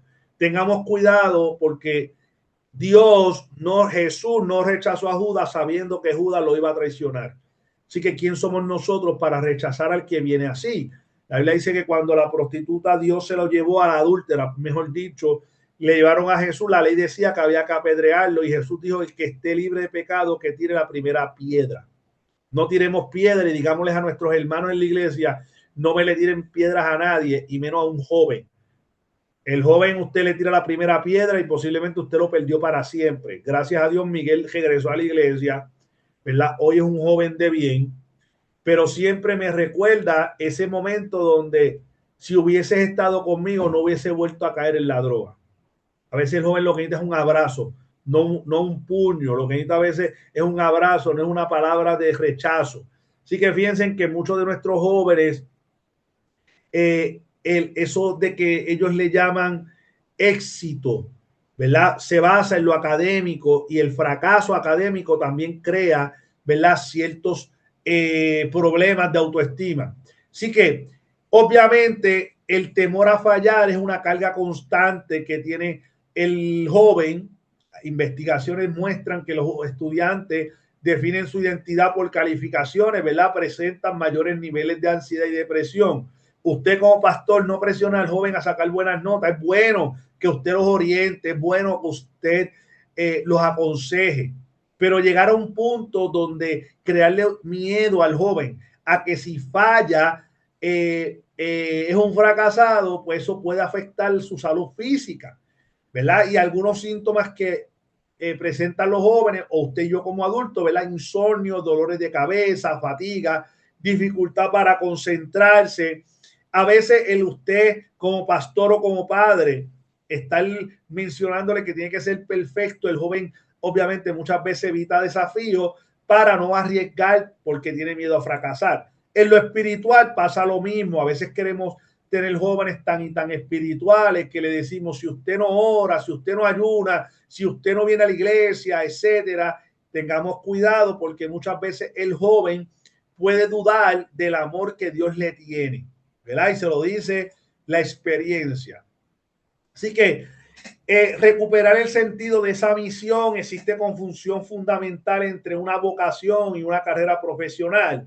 La vocación es una respuesta de Dios, de integridad, ¿verdad? Directamente de la voz de Dios, de lo que dice, de lo que somos nosotros con respecto a lo que dice Dios versus lo que dice una carrera universitaria o un campo de trabajo, ¿verdad? Donde el joven va a trabajar.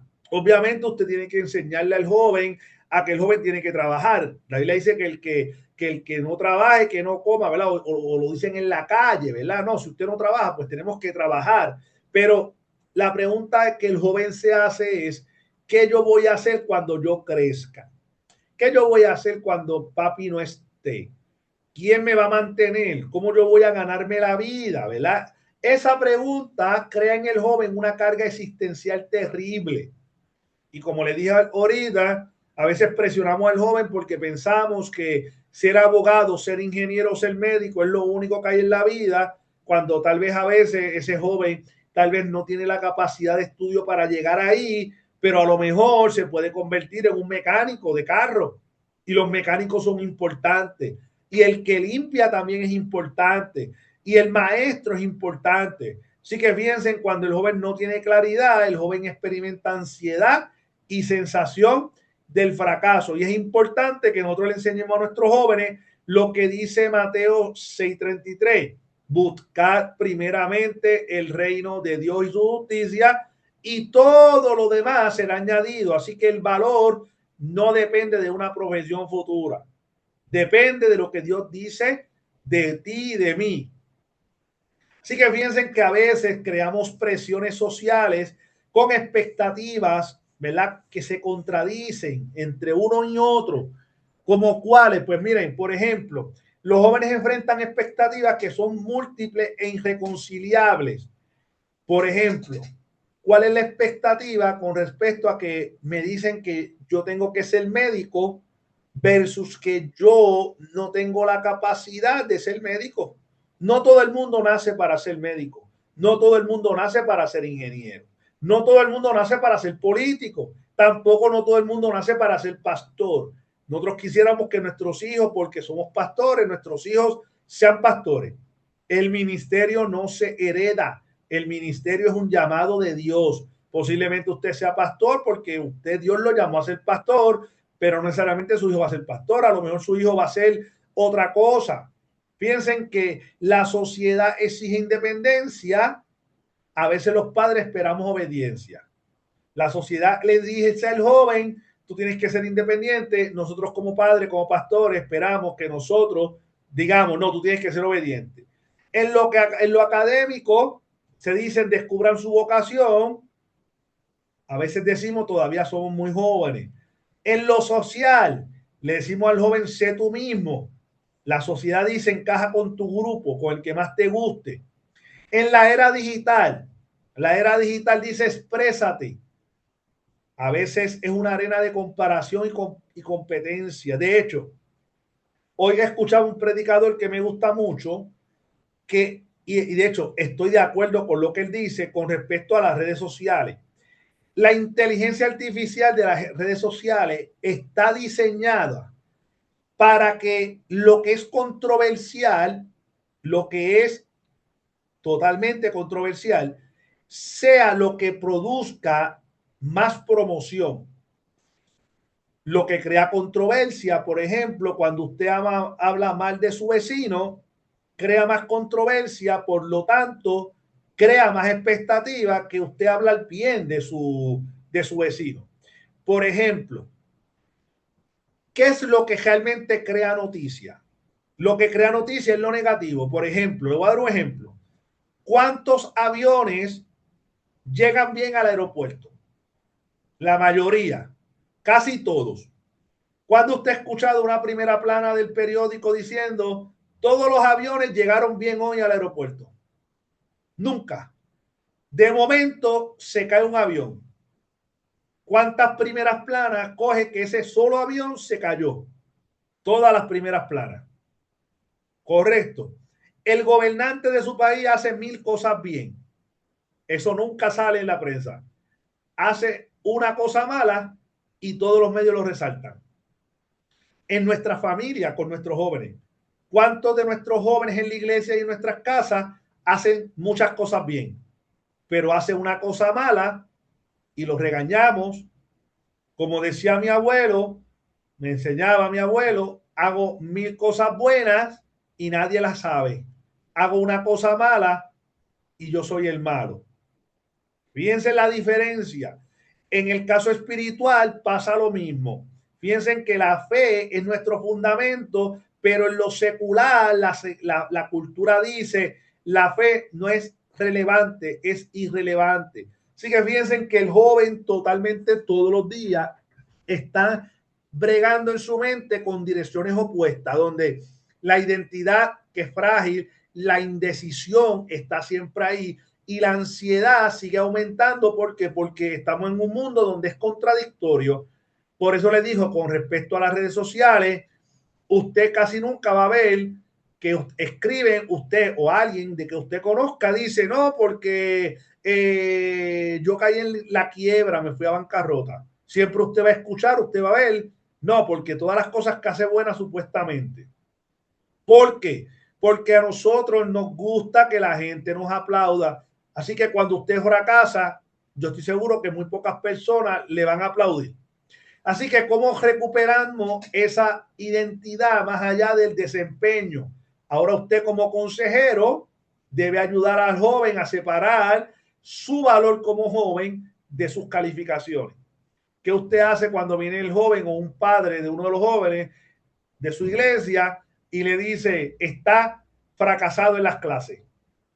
¿Cómo usted, después que el joven está recibiendo en su casa, en la sociedad, diciéndole tú eres un fracasado, sacaste malas notas, ahora usted como consejero, cómo usted puede ayudar a separar el valor que tiene él como persona de sus calificaciones?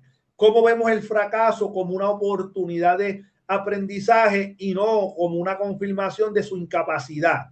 ¿Cómo ayudamos a ese joven a descubrir su vocación independientemente de su carrera? Una cosa es el llamado, otra cosa es su carrera, ¿verdad? Así que como nosotros reinterpretamos de manera bíblica esa identidad, ¿verdad? Así que fíjense que le voy a dar dos cosas importantes. Decirle al joven, tu valor está en lo que tú eres, no en lo que tú haces. Tu identidad está en Cristo y no depende de tus logros humanos. Búsquese en la Biblia. Todos los casos que yo conozco, casi todos fueron gente que la sociedad rechazó. No fue lo que le pasó a José. José no era querido por sus hermanos lo rechazaban, lo vendieron, planificaron matarlo y luego Dios lo llevó ¿a dónde? A ser el rey, a ser el líder de todo ello, ¿verdad? Así que piensen que es importante que nosotros ayudemos al joven a integrar la fe, el propósito y su proyecto de vida de manera coherente. Tenemos que decirle a nuestros jóvenes la realidad. Miren, hay jóvenes, usted como consejero, usted no puede impulsar al joven a que sea una cosa que nunca va a poder hacer porque no tiene la capacidad, seamos honestos. No todo el mundo nació para ser profesor universitario, no todo el mundo nació para ser médico, no todo el mundo nació para ser ingeniero, tampoco no todo el mundo nació para ser predicador. Esa es nuestra realidad. Así que nosotros no le creemos una expectativa al joven que usted y yo sabemos que no va a llegar ahí. Así que de ahí el capítulo 6 del libro nos habla sobre nosotros, cómo nosotros debemos orar o debemos enseñarle al joven con respecto a lo que somos. Y obviamente parte de las enseñanzas es cómo nosotros le enseñamos al joven que nuestro cuerpo, imagen y autoestima, ¿verdad? Dependen o no dependen. La Biblia nos enseña que nosotros somos templo del Espíritu Santo. Así que fíjense que la presión cultural sobre la apariencia física es una bien intensa que destruye a los jóvenes. Iglesia, los jóvenes se destruyen a veces porque la apariencia de su cuerpo, miren, ¿por qué usted cree que el negocio de bajar de peso está en un auge? Porque la sociedad dice que usted tiene que tener cierta figura física y usted tiene que ir al gimnasio para alzar pesas y usted tiene que inyectarse para bajar de peso. Entonces, hay estándares que usted no los va a poder alcanzar. Punto. Físicamente, entonces de ahí es que usted viene a que hay personas que tienen dietas constantes, cirugías plásticas. La sociedad te exige que te inyecte botox en la cara para que no te pongas viejo. Pues déjeme darle una mala noticia. Cada día que pasa, usted se está poniendo más viejo. Usted no se pone más joven. Yo quisiera decirle que el tiempo es al revés, pero el caso es que cada día nos ponemos más viejos y las arrugas nos van a salir y usted no va a tener el cuerpo que tenía hace 20 años. Por más que usted tenga dieta, por más que usted vaya al gimnasio, tarde o temprano usted y yo nos vamos a morir. Fíjense que las estadísticas, y me preocupó este dato, iglesia, esto es preocupante. El 70% de los adolescentes no se sienten satisfechos con su cuerpo. Y eso trae otros problemas. ¿Qué problemas? Pues mire, hay muchos que traen problemas de alimentación. Algunos problemas que pueden causar la muerte. La anorexia, la bulimia. ¿Qué es eso? Bueno, por ejemplo, como y voy al baño a vomitar o a devolver porque no quiero verme gorda. ¿Verdad? O al revés, la persona que es muy flaca, porque entonces estamos en los dos extremos. Si eres muy gordo es malo, pero si eres muy flaco eres peor. Entonces el joven, ¿qué hace? No entiende. Entonces está en la mente como que, espérate, estoy flaco, pero me dicen que tengo que engordar.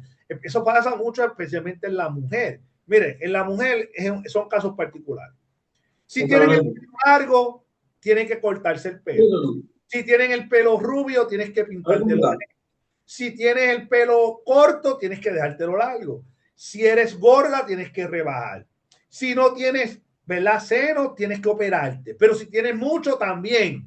Entonces, si no tienes cadera, es malo. Pero si tienes, es mucho peor. Entonces, el joven está totalmente en esa disyuntiva en la mente. Pero ven acá, si yo estoy flaco, es malo. Si estoy gordo, es peor. Si tengo espejuelos es malo y si me los quito es peor.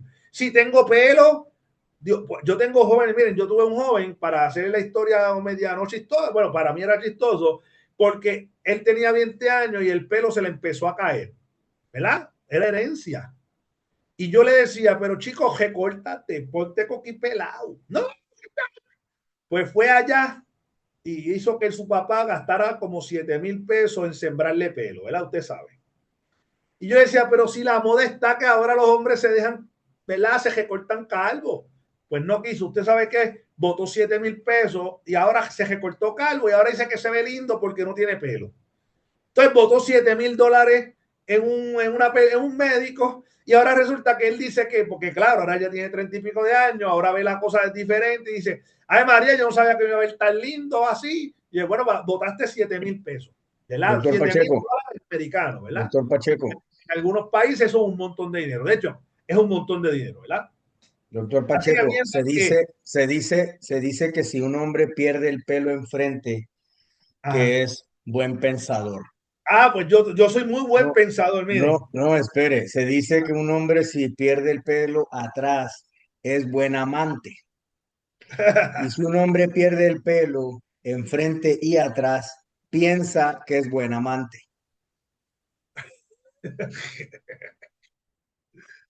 Así que miren, la cultura es miente. La mentira cultural dice, tu valor está en tu apariencia.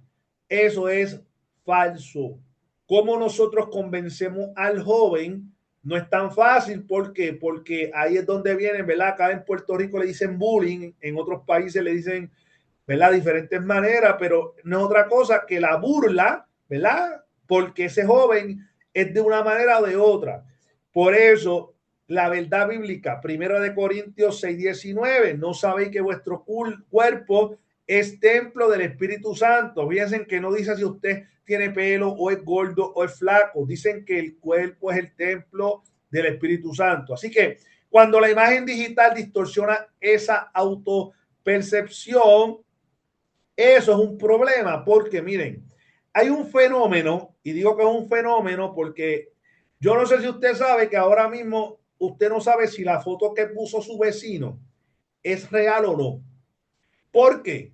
Porque ahora mismo usted sabe que le ponemos filtro a la foto, las editamos, le ponemos retoque. Si usted tiene poco pelo, usted puede hacer que usted se vea con mucho pelo. Si usted está gordo, usted se puede ver flaco. Entonces el joven empieza a comparar su cuerpo real con esas versiones editadas y dice, espérate un momento.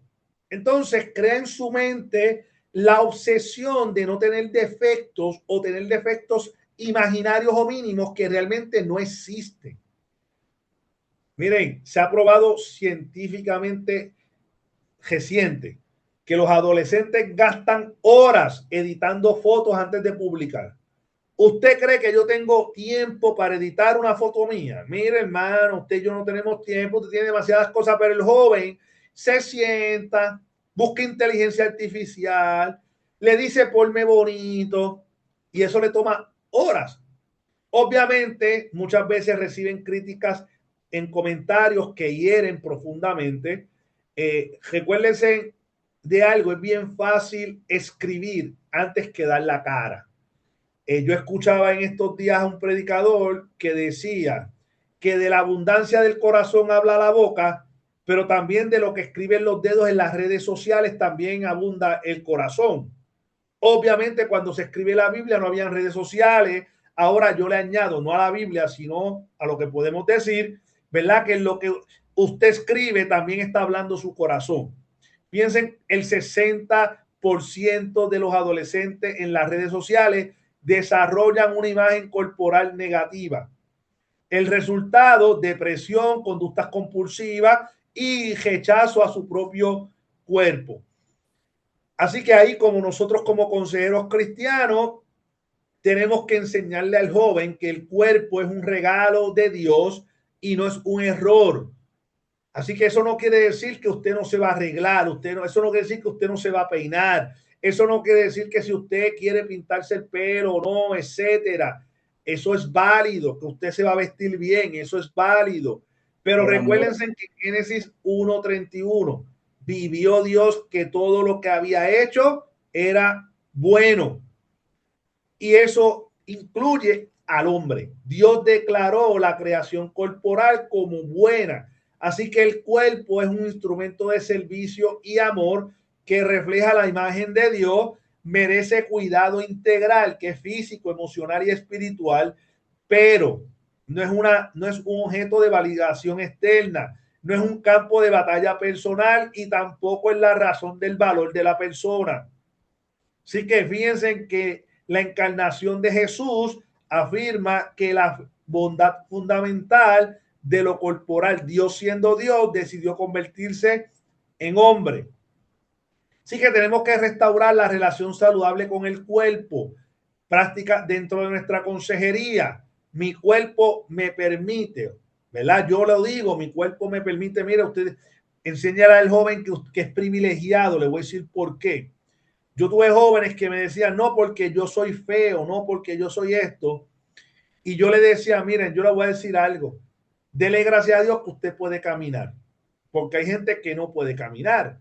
Dele gracias a Dios que usted puede respirar, porque hay jóvenes que necesitan de una máquina para poder respirar.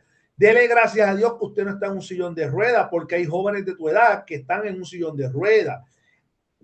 Dele gracias a Dios que usted puede hablar, porque hay jóvenes que no pueden hablar.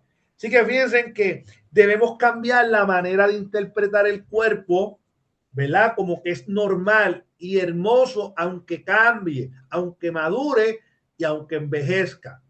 Aunque usted y yo no lo queramos aceptar, nos estamos poniendo cada día más viejos, no más joven, más viejo. Así que ayudamos a distinguir entre el cuidado saludable y la obsesión destructiva. Una cosa es que usted tenga el cuerpo saludable, que usted vaya al gimnasio, que usted corra, que usted camine, eso está bien. Y otra cosa es que usted lo haga o el joven lo haga, ¿verdad? De una manera que lo puede destruir. Así que la comunidad de fe ofrece un ambiente donde la persona, ese joven, es valorado por lo que es, por quién es y no por lo que se ve. Así que usted, como pastor, usted tiene que amar al joven. Si tiene pelo, si no tiene, si es gordo, si es flaco, si tiene pelo bonito o tiene el pelo que usted crea que es feo, usted tiene que amarlo tal y como es. Así que ya estamos casi en la etapa final de la clase, pero es importante discutir cómo todo lo que hemos hablado redunda en la parte digital, en la que es donde empezamos al principio. ¿Quién me valida en el mundo digital? Las redes sociales prometen conexión, pero muchas veces realmente generan soledad.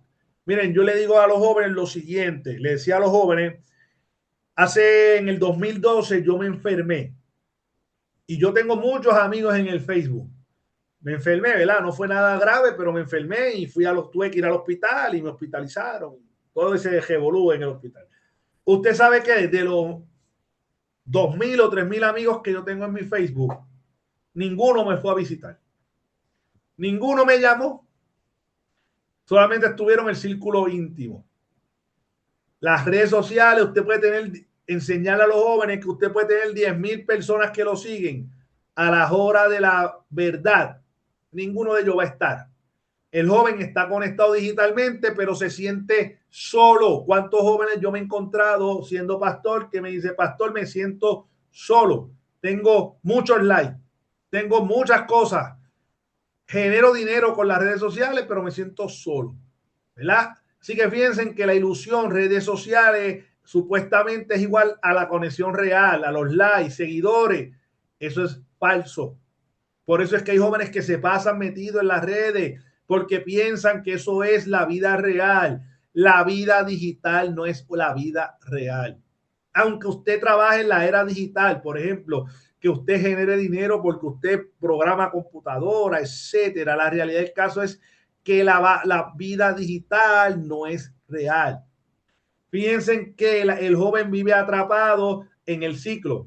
Publica y espera aprobación. Recibe o no validación y empieza ese juego, y cuando no me validan me deprimo. Y entonces científicamente, y esto lo dice la medicina, que cuando el joven recibe el like, la dopamina se libera en el cerebro y empieza a generar una adicción constante. Es el mismo efecto de la droga. Y por eso es que hay jóvenes que cuando usted le quita el celular a su hijo empiezan a llorar, a gritar y empiezan a patalear y empiezan que se van a morir. ¿Por qué? Porque han creado una adicción, no a la droga, pero entonces sí a las redes sociales. Eso pasó, mire, joven, iglesia, yo le digo, en Puerto Rico en el 2017, creo que fue, ocurrió un huracán. ¿Verdad? Usted lo sabe, aquellos que viven en Puerto Rico saben que ocurrió el huracán María.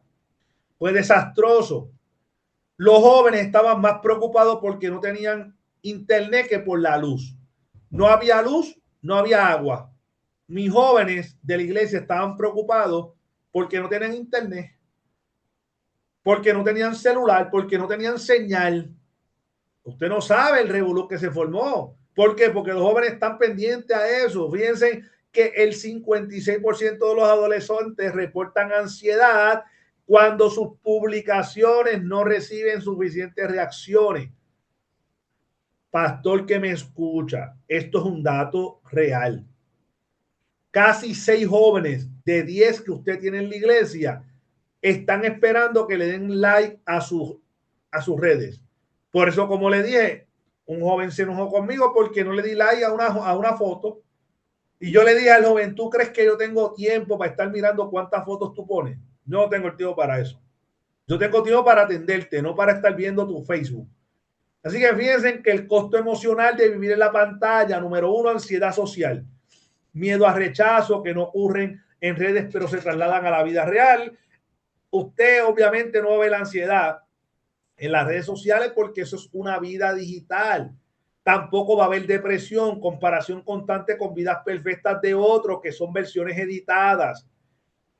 Discusión del sueño.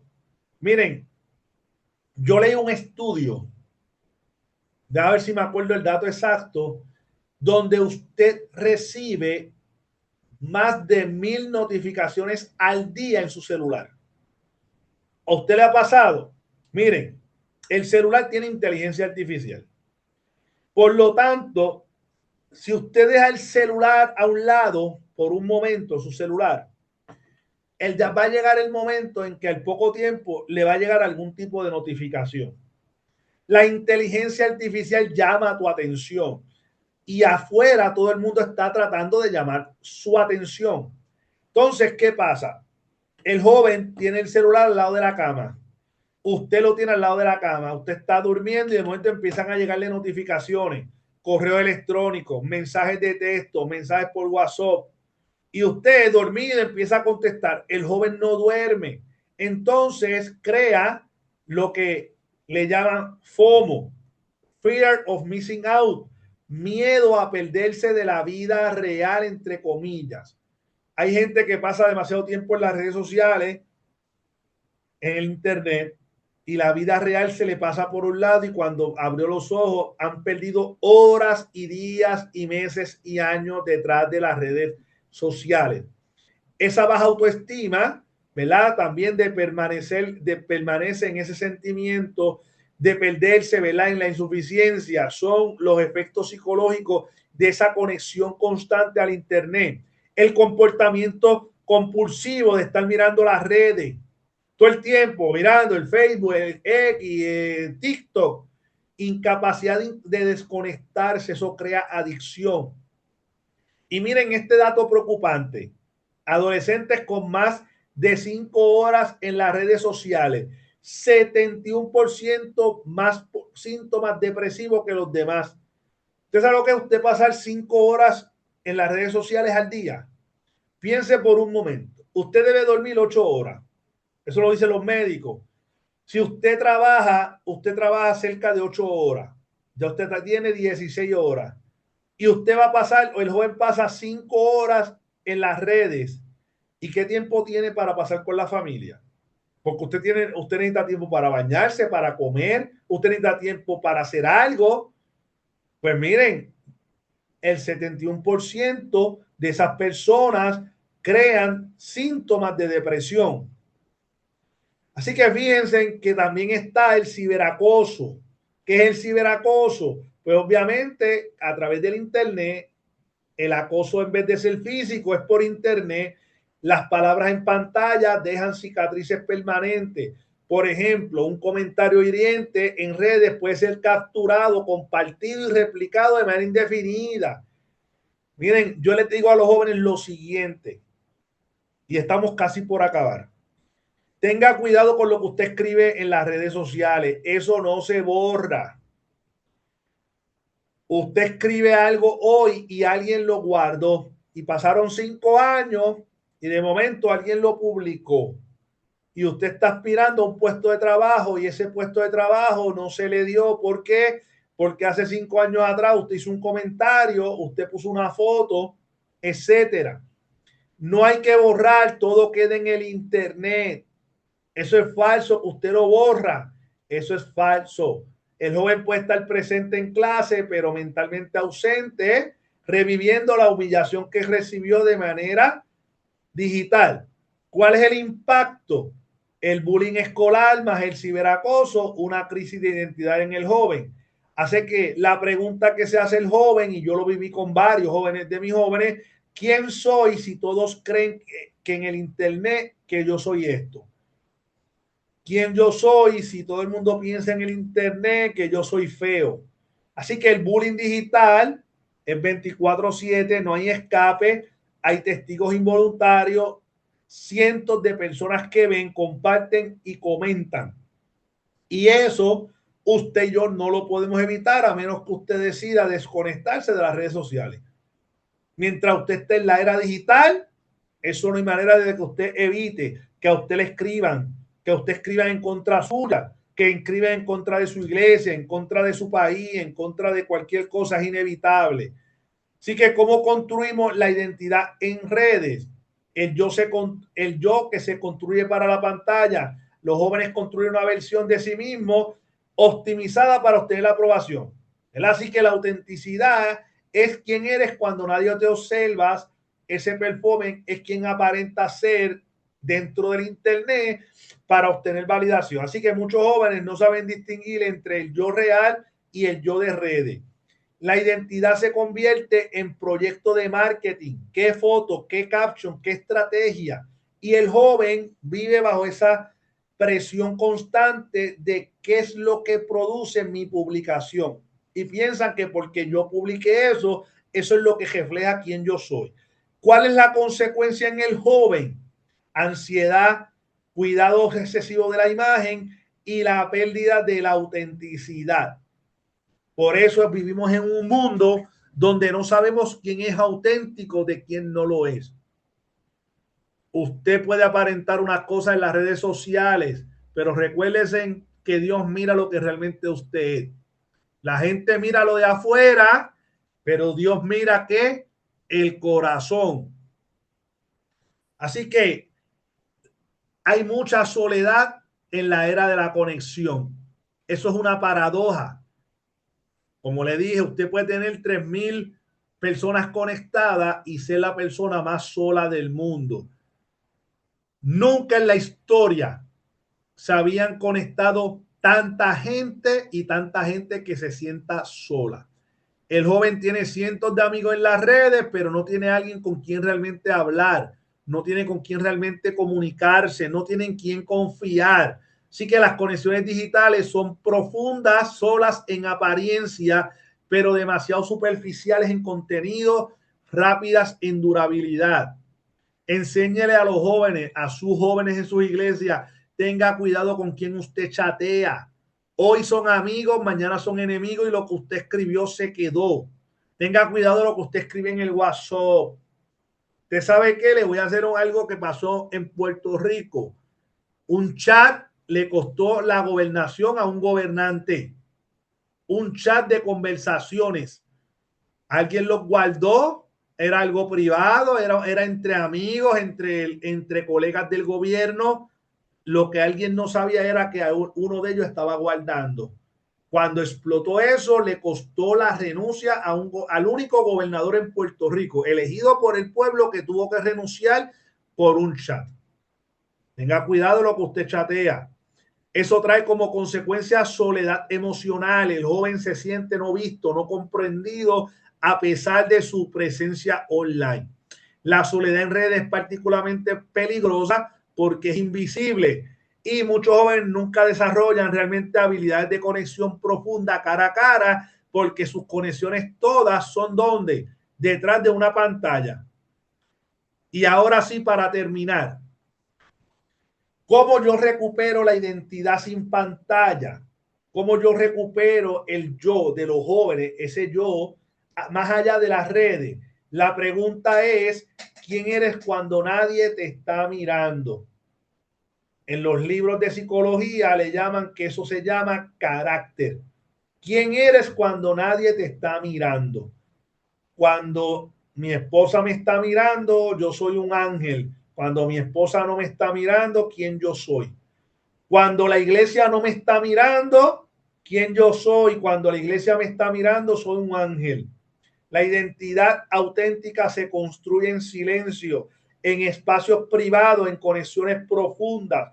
Por eso la Biblia dice que Jesús enseñó, cuando vayas a orar, enciérrate en tu cuarto y allí en lo secreto, el único que te ve es Dios, pero Él te recompensa en público.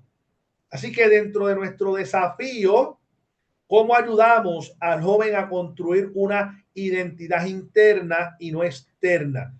¿Cómo practicamos la conexión real de diálogos cara a cara, de abrazos, de presencia física versus lo que ellos están viendo, que es una conexión digital? Es cómo establecemos minutos de desconexión donde simplemente ese joven se convierte en lo que realmente es. Así que fíjense que podemos redefinir las redes sociales no como una fuente de identidad, sino como una herramienta de comunicación. Las redes sociales han traído muchas cosas buenas, pero también ha traído muchas cosas malas. No como validador, no como el validador del valor, sino como un medio ocasional. Así que nuestra verdad bíblica, tu valor no es votado por los likes, eres declarado, eres amado por Dios antes que cualquier post. Así que en resumen de la clase, los jóvenes son importantes dentro de nuestra congregación, de nuestra iglesia. No tengamos pendiente que ese joven que usted tiene en su iglesia mañana puede ser el pastor de la iglesia, puede ser el evangelista, puede ser el profesor de universitario. Así que amemos a nuestros jóvenes. Yo creo en la juventud.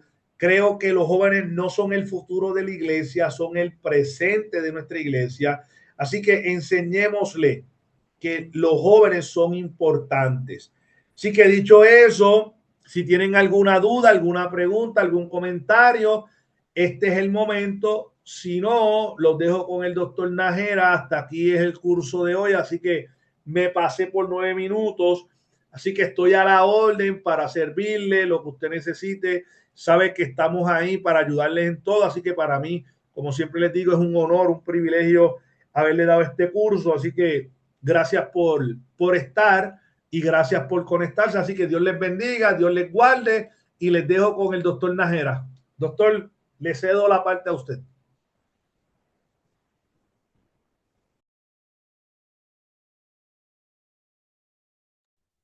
¿Tiene apagado el micrófono, doctor? Ah, ok, gracias, gracias. Apague la grabación usted, doctor, por favor, para dar unos anuncios. Este recording todavía está grabando. Ahí lo apaga usted.